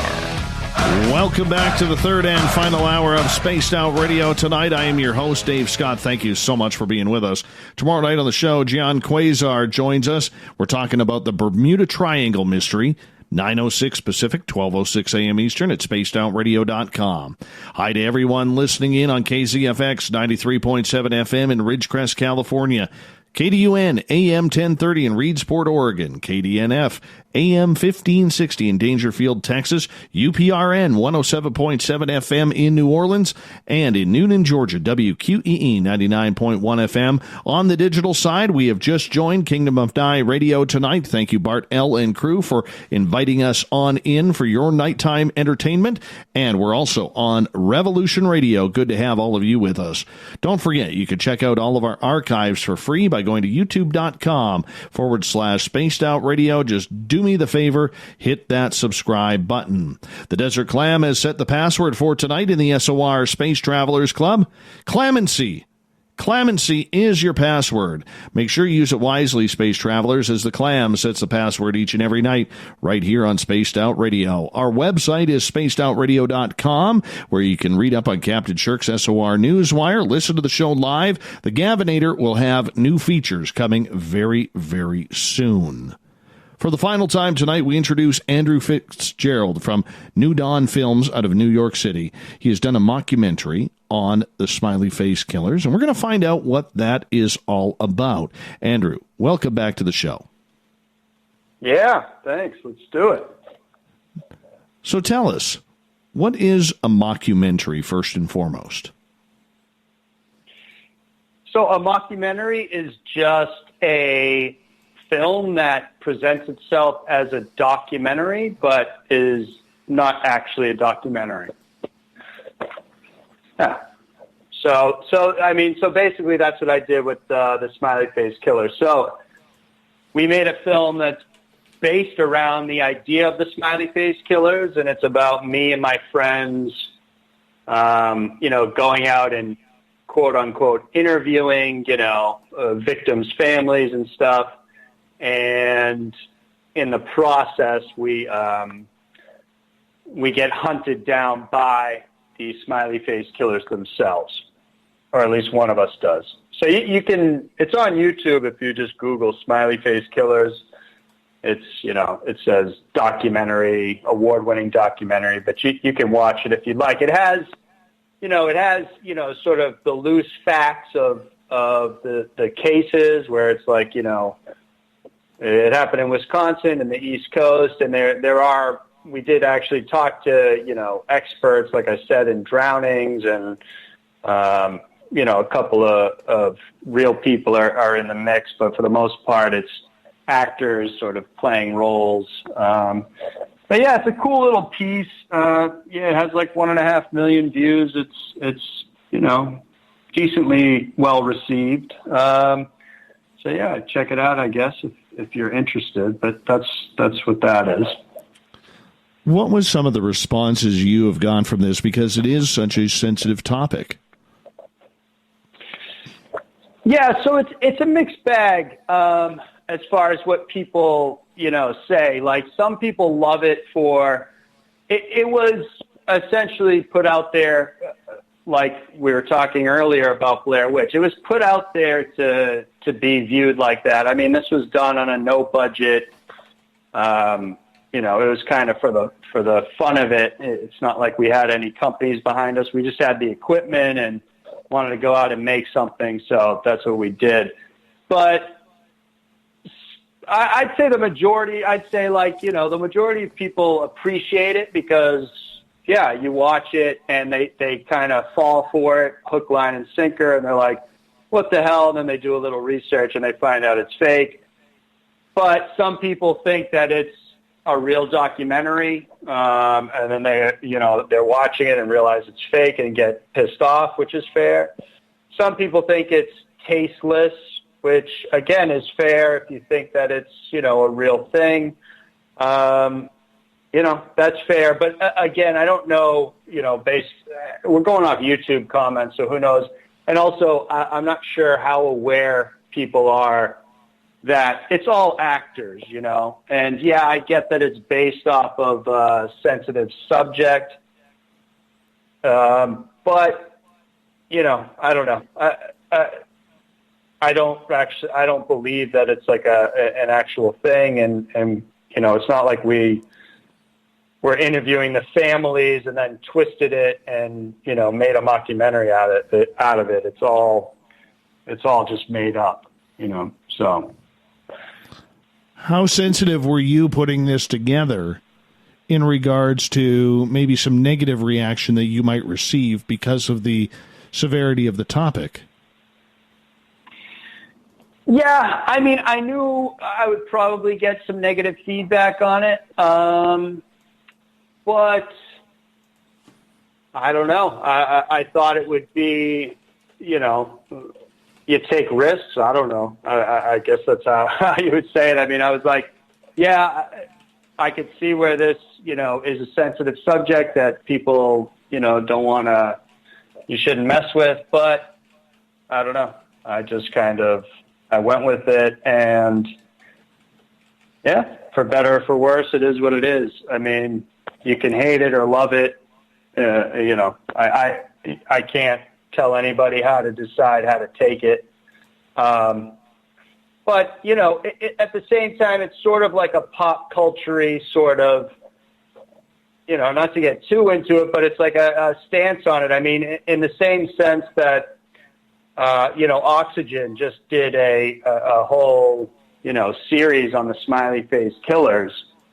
But, it's not like they get in trouble for exploiting something or something like that. But, and even the detectives themselves, for kind of creating the theory. I mean, without hard evidence, you're taking people at a very vulnerable time, victims' families and friends and things like that, and you're trying to tell them, that they were murdered when maybe it was actually an accident. So it's sort of like, where is the line with all that stuff? I mean, I don't know. So anyway. Well, considering the sensitivity of the topics, did you hear from any family members or friends who have been alleged to have connection to victims of this Smiley Face case? I never heard from anybody specifically, like nobody emailed me. So no, I mean, the answer is no. I don't know if maybe somebody wrote stuff in the comments. I have no idea. I run a YouTube channel called Scary Mysteries, and we get tons and tons of comments all the time. Most of them are good, some of them are bad, but in general, I try not to read all that stuff. I just don't, everybody's coming from different places, and the majority of our stuff it's very positive, especially on that channel for sure. But I'm not a huge social media guy, and I honestly don't have I just don't see what the worth is in kind of reading tons of people's comments for whether they're good or bad. It's just kind of like, it's there. People can do it. You can put it out there, say whatever you want. If anybody had an actual issue with it, it's Nude on Films. They could email me. And so, no, I haven't heard from anybody specifically about it. When you do a film like this and you want to make it as real, and in your instance, you don't believe that the Smiley Face Killers are real. I mean, that's something you said right off the bat of the show. So when you take a topic like this that is so polarizing for a lot of people, and a lot of people do believe it's real, do you feel like you are mocking the sensitivity towards the topic because of the way the public reaction could be? I mean, that's a fair question, but, I see it as the same thing as, making a movie with Zac Efron about Ted Bundy. I mean, are they, exploiting the deaths of all those people? Because ultimately they're making that movie to make money, correct? So, but they're just telling a biography, so it's okay. Like, it's a very fine line with, any television show, any documentary, any sort of movie. I mean, these people are doing it to get exposure and money. I mean, that's the ultimate, thing that you're doing with any sort of media piece. So, I just kind of, I lump it in with that. It's the same sort of idea. It's like, yeah, it's the Smiley Face Killers. And, really my main goal was to perhaps, and I have gotten some cool responses from people, was to basically give that same feeling that I got when I watched the Smiley Face Killers, where you're sitting at home, you go down some sort of a rabbit hole that leads you to the Smiley Face Killers, you find this documentary, it opens up and it says, these guys went to make a documentary about the Smiley Face Killers, and one of them got killed by them. And then you're like, holy, what? This is crazy. And you start watching it, and hopefully you enjoy it and kind of get sucked in. And for that hour and a half, you're entertained. And whether you think it's real or find out it's fake or whatever, that's cool. But, hopefully for that hour and a half, you're sitting in bed going, this is insane. And I have gotten, people have, sent me messages and things like that and been like, that was awesome. I totally thought it was real, things like that. So, that's why I did it. And hopefully it worked. But I also totally understand if people think it's tasteless and that sort of thing. That's fine. Everybody's entitled to their own opinion. So it is what it is. You have to have a pretty thick skin for something like that, because when you're in the arts like you are, there's always going to be those who enjoy it, and there's going to be those who are the detractors. Exactly. And that's a part of any art, right? I mean, anybody's going to, like it and not like it. And, you have to try to push the envelope. And, that's something I firmly believe. And comedians do it all the time. And sometimes you hit the mark, and sometimes you lose the crowd. And I mean, pick your poison as far as, you go to a museum, somebody loves a piece of modern art that's just a blue, streak, and somebody else, hates it, and someone pays $2 million for it. So it doesn't always make sense, but it's just the way that stuff goes, and it's out there, and you can choose to do what you want with it, you know? Absolutely. Absolutely. With that's art. That's just the way it is. I mean, we don't have to agree with it, but when you decided to choose this topic and you've had over 1.2 million views on this mockumentary regarding the Smiley Face Killers, has anybody tried to reach out to you and say, I know who some of these guys are? Yeah, good question. Yeah, you know, from time to time, I for sure get, between that and the other YouTube channel, I get some odd requests. And again, I'm not trying to be rude about it or anything like that, but it's sort of a time management thing where, you know, you get your spam, you get some people saying like, you know, I've got pictures of UFOs, like, let's talk and da-da-da-da-da. And I don't have like a ton of time for it, to be honest. Like, I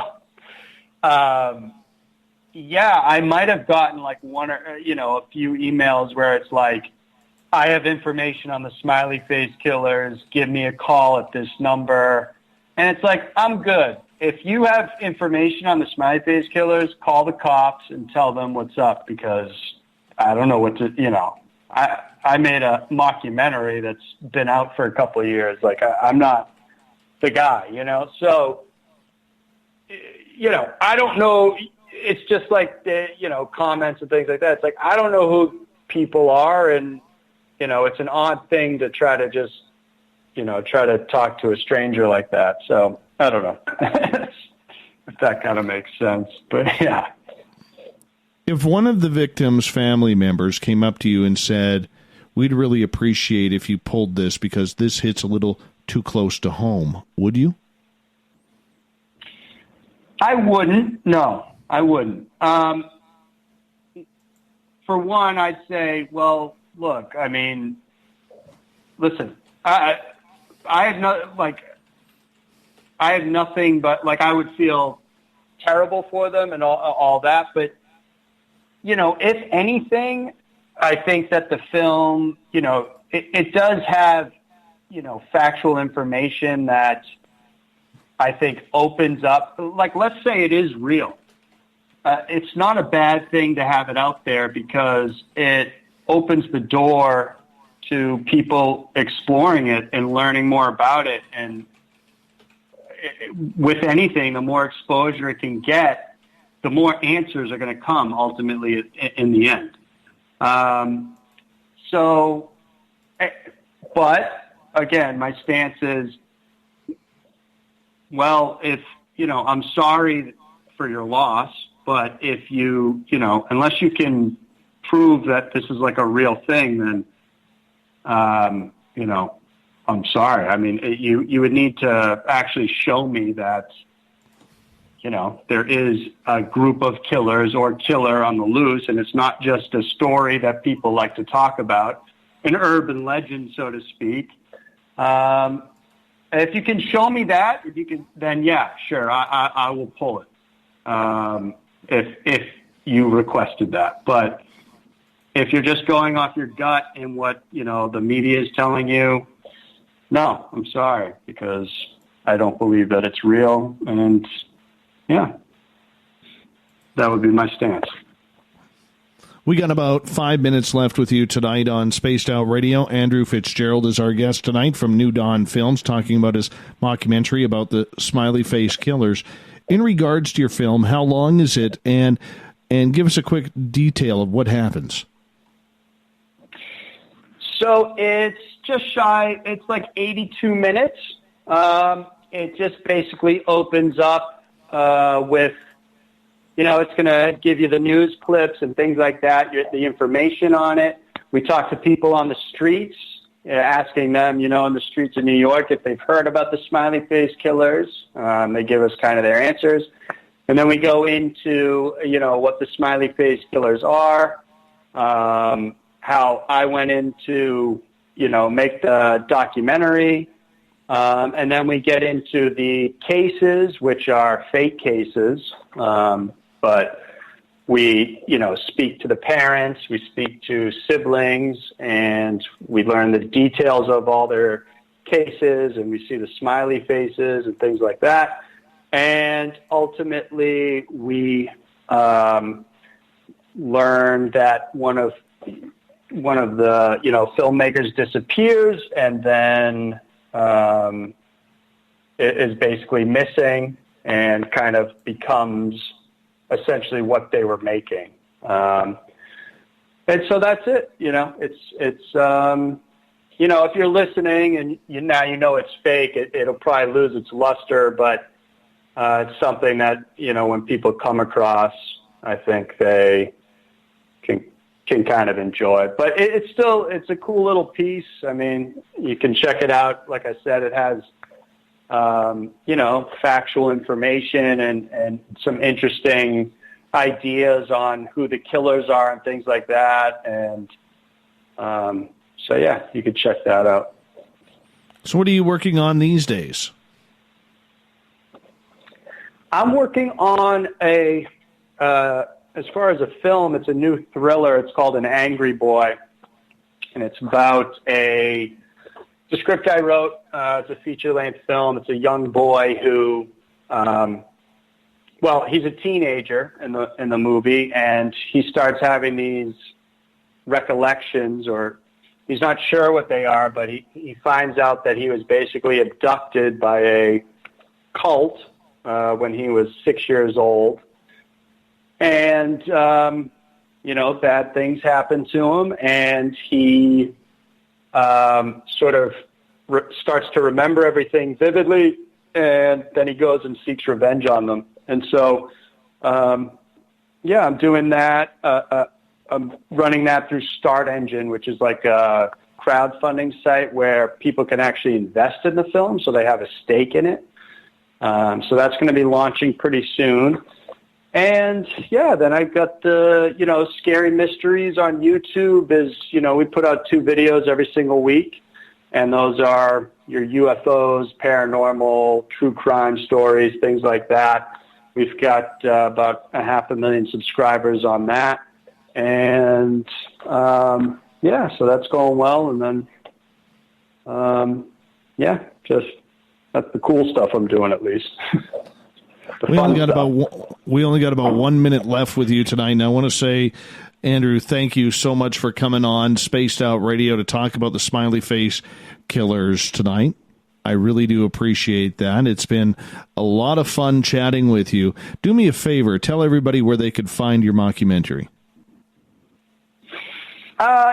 Just if you go to YouTube, just Google, let me say real quick. Yeah, just Google the Smiley Face Killers, and it's called the Smiley Face Killers, the award-winning and horrifying documentary feature film. It'll be one of the top things that pops up. Well, that's pretty awesome, man. Keep up the good work.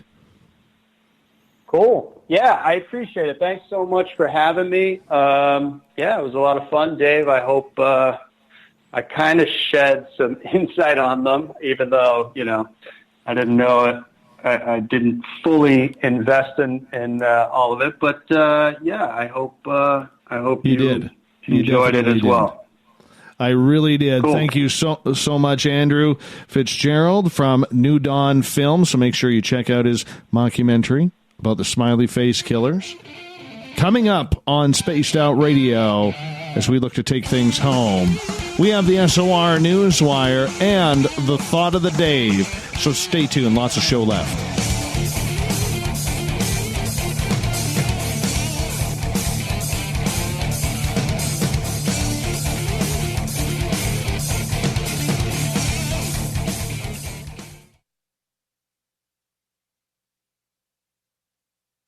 Coming soon to our website, spacedoutradio.com, is the SOR Space Travelers Club. For just $5 a month, you can get into a private area on our site where you can hang with other listeners in our chat room, post in our forum, and check out a bunch of exclusive content and store that won't be found anywhere else, including a nightly after-show party with Dave. It's going to be the best $5 a month you're going to spend. The SOR Space Travelers, only at spacedoutradio.com. Are you having encounters with the paranormal, supernatural, or ufological that you cannot explain? Look no further than the SOR Sightlines Report, brought to you by the Experiencers Support Association. This is Ryan Stacy, head of the Research Association, TESA. Soon on the Spaced Out Radio website, you'll be able to file your reports and have them researched for you. We are independent and ready to help Spaced Out Radio listeners today.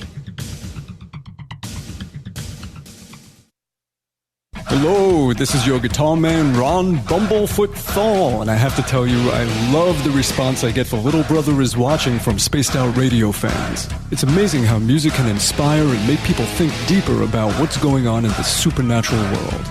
You can head over to my website, bumblefoot.com, to check out my music, my guitar workshops, my touring, even check out some of the hot sauces that I'm working on. And make sure you keep on listening, because with Spaced Out Radio, you know Little Brother is watching. Hey, Spaced Out Radio listeners, it's Dave Scott. I want you to check out a great documentary I'm involved in called Beyond the Spectrum, Mosson's UFO Files. Directed by Darcy Weir, the film follows Jaime Mosson's journey for mainstream journalistic truth in ufology in Mexico. Beyond the Spectrum can be found on Amazon Prime. If you're a member, watch it free. It's worth the watch.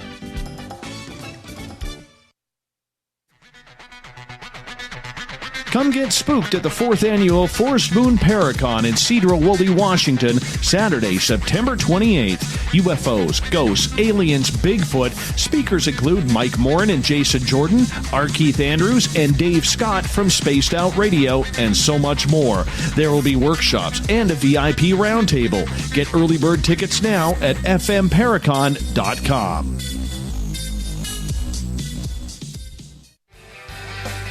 From the heartlands of Canada to beards around the world, we know how to take care of you.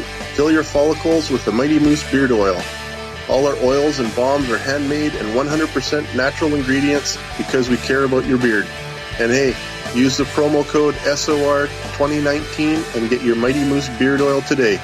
You can check us out on our website, mightymoosebeard.com.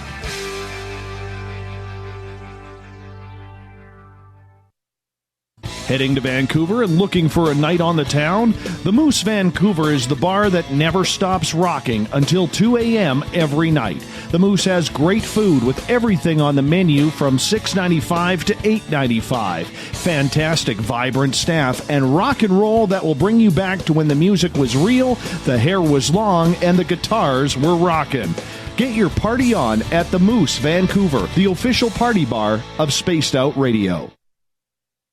A timepiece is a reflection of who you are, and what better way to show off the real you than with an Escape watch? Escape is a lifestyle brand accessorizing your days and nights. Choose to escape and create the life of discovery that you deserve. Dream, play, unite with your own personalized Escape watch. Head to escapewatches.com. There is no time like the present to enjoy your escape. Use promo code SMF2017 for your 20% discount today. Coming up this September 21st and 22nd, all UFO eyes will be focused on Toronto for the 4th Annual Alien Cosmic Expo. Come listen to some of the biggest names and experiencers in ufology. Travis Walton, Paul Hellyer, Richard Dolan, Paula Harris, Grant Cameron, Randy Kramer, and Spaced Out Radio's own Dave Scott. Tickets are on sale now at aliencosmicexpo.com.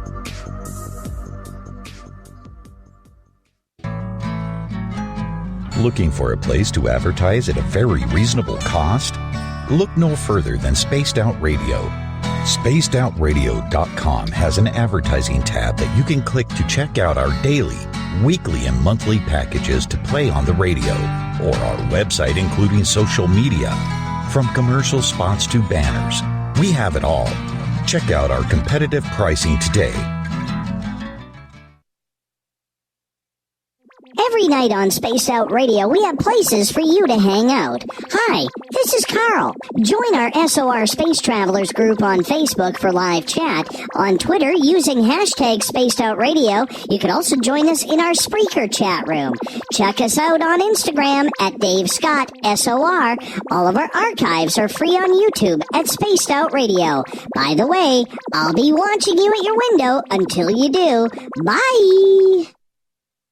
Did you know Spaced Out Radio runs 7 days a week? Hi there, this is Tessa Nicole Thomas, and I'm here to take you on a paranormal journey each Saturday and Sunday night. Why change the station when you have it all right here? Together, we'll hang out and share some strange and scary stories. And don't forget, we have Psychic Sundays as well, so come tune in Spaced Out Weekend. We get going at 9 p.m. Pacific, midnight Eastern, only at spacedoutradio.com, where we own the night. Looking for the stories of the strange and weird that you will find hard to find anywhere else? Check out the SOR Newswire on our website. Our writers, led by Captain Shirk, are scouring the world for the oddest and most bizarre stories we can find. Everything from weird crime to suspenseful and paranormal. We're working hard for you to bring you the most intriguing news of your day. Check out the SOR Newswire at spacedoutradio.com today. Are you intrigued by Paranormal Talk Radio? You'll love the new Paranormal Radio app from TalkStream Live.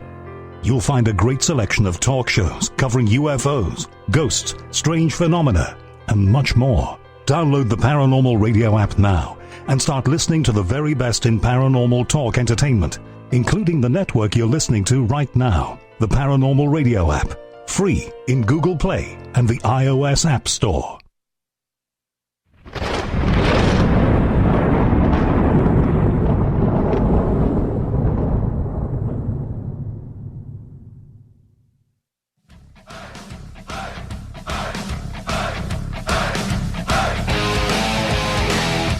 We've rounded third. We're heading for home tonight on Spaced Out Radio. I am your host, Dave Scott, sitting in the captain's chair of SOR headquarters.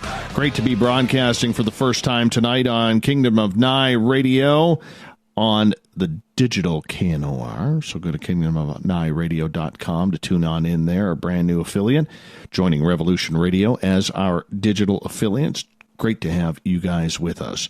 Hey, I want to also remind you that you can check out all of our YouTube content. That's where we store archives for free. YouTube.com/Spaced Out Radio. Just do me the favor, hit that subscribe button. And our website is spacedoutradio.com, where you can read up on Captain Shirk's SOR Newswire, listen to the show live, and the Gavinator will have new features coming very, very soon. Let's get to the news of the night.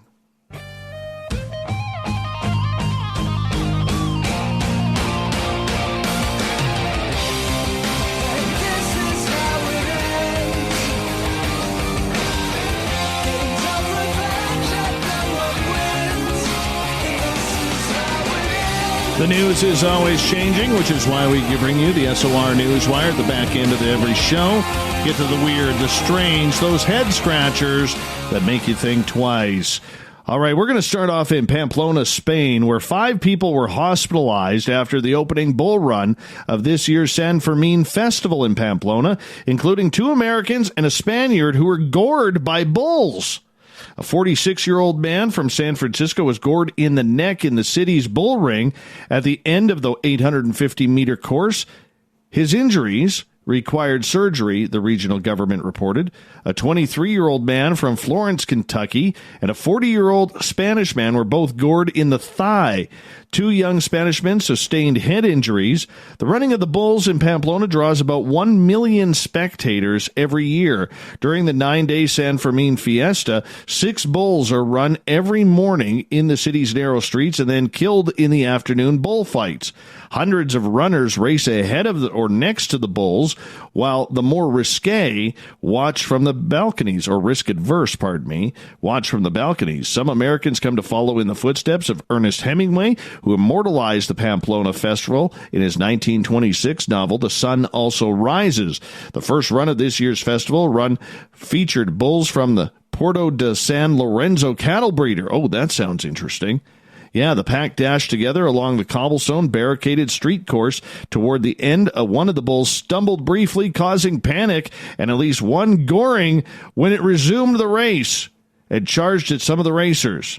The local Red Cross said emergency personnel attended to 48 people with less serious or minor injuries, including 2 who were trampled by racing bulls.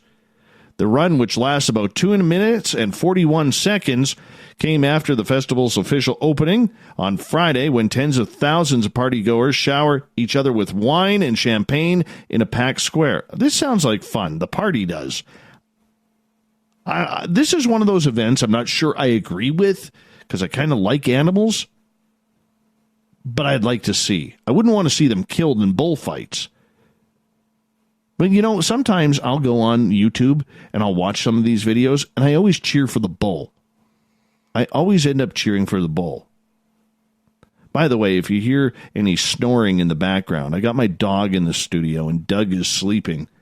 He may snore. He sometimes snores. So if you hear that, I apologize. Moving on. This is kind of cool. If you got a clear night tomorrow night, and you got a telescope, make sure you check out Saturn, because its rings and moons will pay a very close visit to Earth. Saturn is at opposition tomorrow, meaning the planet and the sun are on opposite sides of the Earth, according to NASA. That means that the ring planet is as close to the Earth as it gets all year long. You can recognize Saturn because it's in your southeastern sky at dusk and nightfall. It will be visible with the naked eye all night long, rising in the east around sunset and slowly making its way across the sky before settling in the west around sunrise. You will need a telescope, though, to see the planet's famous rings, but if you have never spotted Saturn's rings, now is your chance. Some of Saturn's moons will also be visible with a telescope, NASA said. If you see its moons, Titan will be the brightest. Now, wasn't there supposed to be a lot of minerals and oil on Titan? Yeah, I think Titan needs some freedom. Definitely needs some freedom. As for the weather forecast, cloud-free skies are needed, obviously, because kind of hard to see through the clouds. So you definitely want to check your weather update to make sure that you will be able to see it. Unfortunately, here on the west coast of North America, a lot of us will get rain. Rain. So we may lose out on the chance. We lose out on all the good stuff because of rain. Sucks sometimes. John Greenwald from the Black Vault found some interesting information through FOIA requests or FOIA requests in a response letter for the 2015 original UFO reporting guidelines issued by the United States Navy, then reissued early in 2019. He has learned through the FOIA request that they will remain entirely classified and exempt from release. Both the United States Navy Public Affairs Office and now the FOIA Office both deny the public access to these records. The FOIA request was filed based off of information published in an April 23, 2019 political news story by Brian Bender. The Black Vault attempted to get a copy of the guidelines referred to in the article, along with what is called the message to the fleet from the United States Navy's Public Affairs Office directly, but they declined to provide a copy. In a statement to the Black Vault, given on April 26, the Navy said, "We are unable to share this message with you due to the operational and aircraft-specific nature of these guidelines. Security considerations preclude their disclosure." John goes on to print, although the original headline at Politico insinuated that the UFO guidelines were new, subsequent statements released later in May by the U.S. Navy Public Affairs Office, Joseph Gradisher, to the New York Times said they were not. Mr. Gradisher explained that the guidelines were simply a reissue of an older 2015 directive in response to multiple UFO encounters around the USS Theodore Roosevelt in 2014 and 2015. Considering the information given by the Navy, a new FOIA request by the Black Vault was filed May 30th, seeking the 2015 instructions specifically. This, too, was denied today on July 8th. However, the FOIA response letter offered more information, saying OpNav N2 N6 has identified one classified record that is responsive to your request. Upon review of this responsive document, they have determined that all portions are exempt from release under FOIA 5 USC 552B in accordance with Executive Order 13526. What that means? Yeah, the United States is keeping everything silent with their Navy and UFOs. All right, here's a scary one. Nobody knows who this dude is, but I'll tell you, this guy's got balls of steel. Yeah, I went there. So, at about 5 o'clock this morning, London time, an unidentified climber was spotted scaling the Shard skyscraper in London, much to the concern of stunned onlookers who tweeted video from the scene as the man ascended. In a statement, London's Metropolitan Police Service confirmed it was called at 5:15 a.m. local time following the reports of a climber scaling the building. Emergency services attended, and the man went inside the building where he was spoken to by officers. He was not arrested. One person climbing up the outside of the Shard in central London, 2 police cars, 2 ambulances, and a drone were on scene. While some took to social media to voice their concerns about how the free climber was able to dodge security to climb the glass structure, others seemed to admire his dedication. One person tweeted out, "Who actually has the energy to climb the Shard that early on a Monday morning?" The Shard, which is more than 1,000 feet tall, has been a target for fearless free climbers and protesters in the past. In 2013, 6 Greenpeace activists spent 16 hours climbing the building to protest plans by the Shell Oil Company to drill in the Arctic. The women used ropes to reach the top and were later arrested and held on suspicion of aggravated trespass. Built in 2009, the Shard has 95 floors, 360-degree views of the city, although most visitors tend to admire the sights from inside the building. Here's something strange. People thought that they had found a brand new species of yellow bird, an exotic-looking bright orange bird, orange not yellow, I apologize, was rescued by wildlife officials after people saw him on the side of the highway. It was unclear what was wrong with this bird, and animal rescuers were not sure what to expect. According to the Tiggy Winkles Wildlife Hospital, this was one of the strangest casualty circumstances they'd seen in the wild.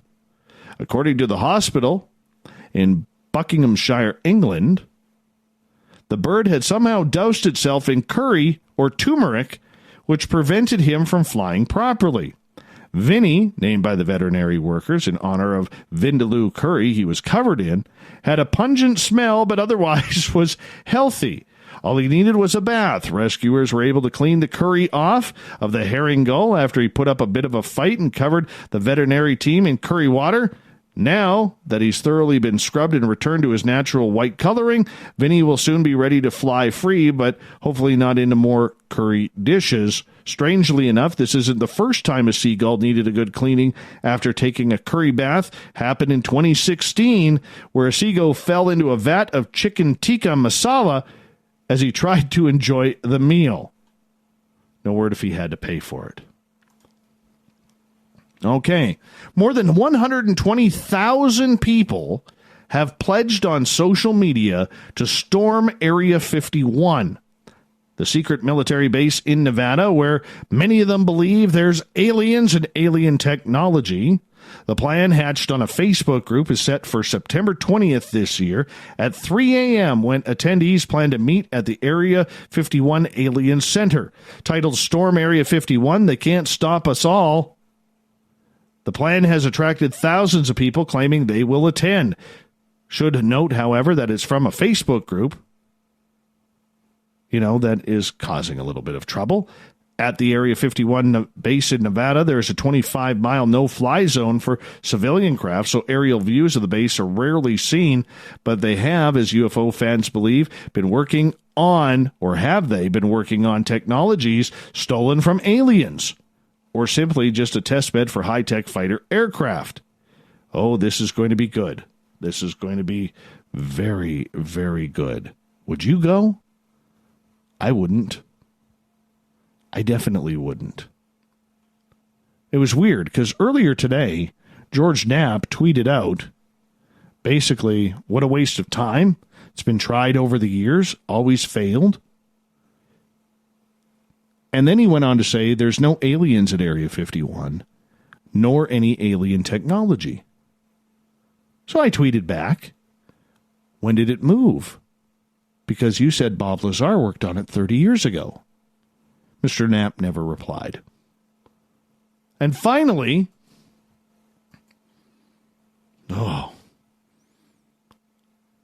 this is just scary. So Nicholas Cole is in intensive care after being shot in the head during a road rage incident over the weekend. Unfortunately, police say it was his wife, Erica, who accidentally shot him. According to the Cullman County Sheriff's Office, there was a road rage episode on Highway 69 in Dodge City, Alabama, about 6:45 p.m. Saturday.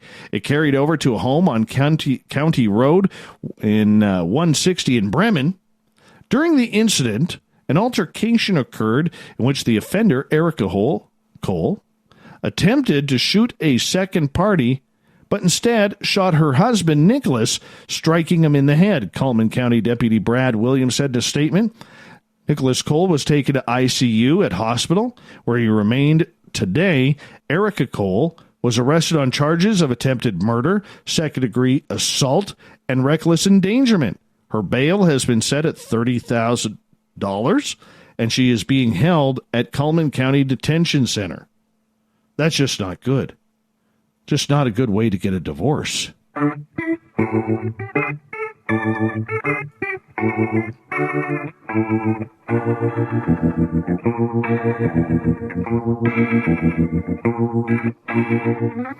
Thought of the Dave happens every night at this time, where we post a question on our Facebook and Twitter pages, then read your responses on the air because we love the audience participation around here. Today's Thought of the Dave is as possible. What's the strangest true crime story you followed, and why? Got some great responses today. Let's get right to them, shall we? Sylvia, the JonBenet Ramsey case. No one knows to this day who did it. Jeremy believes it's the Zodiac Killer case that still intrigues him. Francesca is all about the JonBenet Ramsey case, or Madeleine McCann. I don't know that one off the top of my head. Tim, the Black Dahlia. Many great movies have come from it. True Confessions for one, documentaries too. Aaron, the death of Elisa Lam at the Cecil Hotel. There are so many questions, and the video of how she acted in the hotel's elevator is just weird. Matthew, about Colton Harris Moore. I apologize, Matthew. I don't have the time to open up the Wikipedia page that you posted with it, but I thank you. Stephen, where's True Crime Case? The To the Stars Academy. Oh, they just can't get away from anything, can they? Such bad guys at the TTSA. John in BC. The Zodiac Killer case has to be one of the top ones that I follow. Gregory, I usually don't follow murders, but a weird one for me was the guy who built the submarine and ended up killing a journalist. Why would he do such a thing? No idea. Alan, abducted in plain sight to get access to a little girl con artist, seduced mom, then dad, and was allowed to take a 6-year-old girl and didn't come back with her. Crazy movie interview with both parents. Edie, the death of a scientist, Walter Sattery, because his spirit is attached to me.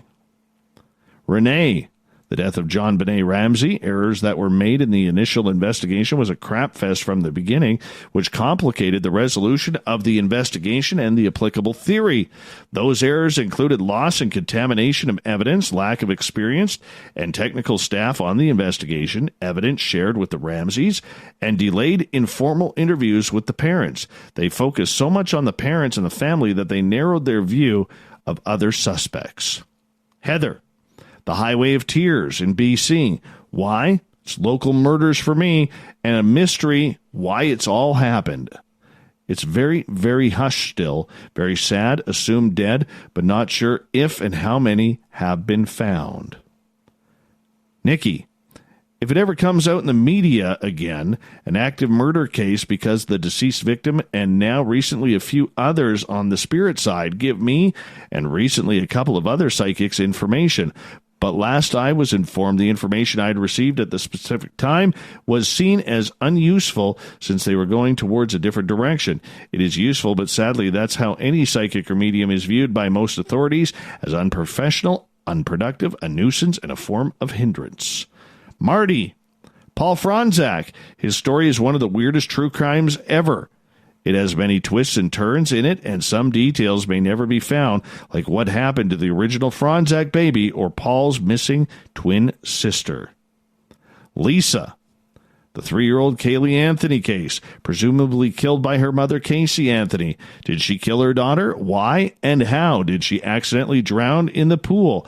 Was she smothered to death by accident while being held down with a chloroform-soaked rag over her face to knock her out so that Casey could go out and party? What a horrible, horrible story. Michael, I would have to say the Smiley Face murders. Seriously, they have captured my attention ever since I first heard about them. Catherine, the girl in the hotel who was freaking out in an elevator. Yes, that's Elisa Lamb. Uncle Dale gets the last word. The missing 411 deaths, because the patterns are just so interesting. That's the thought of the day. Thank you to everybody who participated. We'll do it all again tomorrow, if you don't mind. I'll read your responses on the air. I appreciate you doing that. Thanks to Captain Shirk for putting our news together on the SOR Newswire, which can be found at spacedoutradio.com. We also want to thank Andrew Fitzgerald for coming on from New Dawn Films, talking about the Smiley Face Killers tonight. What a great show that was. We also got to thank Bart L. and crew at Kingdom of Nye Radio online, digitally. Just throw a .com behind that, for allowing us to become their nighttime entertainment. Night number 1 there for us. Big shout out to Butch Witkowski. Talked to him today. Starting to get better. It's going to be a while, but he's doing very, very well. He says, thanks for the love, Spaced Out Radio. Tomorrow night on the show, we have Gian Quasar coming on. We're talking about the Bermuda Triangle, 9:06 Pacific, 12:06 a.m. Eastern at spacedoutradio.com. We got Mr. Ron Bumblefoot THAL rocking in the background with Little Brother Is Watching. Bumblefoot is the official music of Spaced Out Radio, rocking us in and out of every single show. Get your horns up for the guitar god himself. I know you're out there somewhere. Special thanks to everybody listening in at home, in your cars, at work, in our chat rooms like the SOR Space Travelers, on Twitter at hashtag Spaced Out Radio, wherever you may be. We're watching. Remember, this show is copyright by Spaced Out Radio and SOR Media Ventures Limited. Thank you so much for sharing your evening with us, because together, my friends,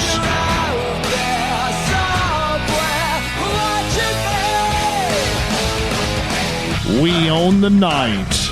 I will talk to you in 21 hours from now. Mr. Bumblefoot, we need a favor. We need you to take us home. Good night, everybody. See you tomorrow.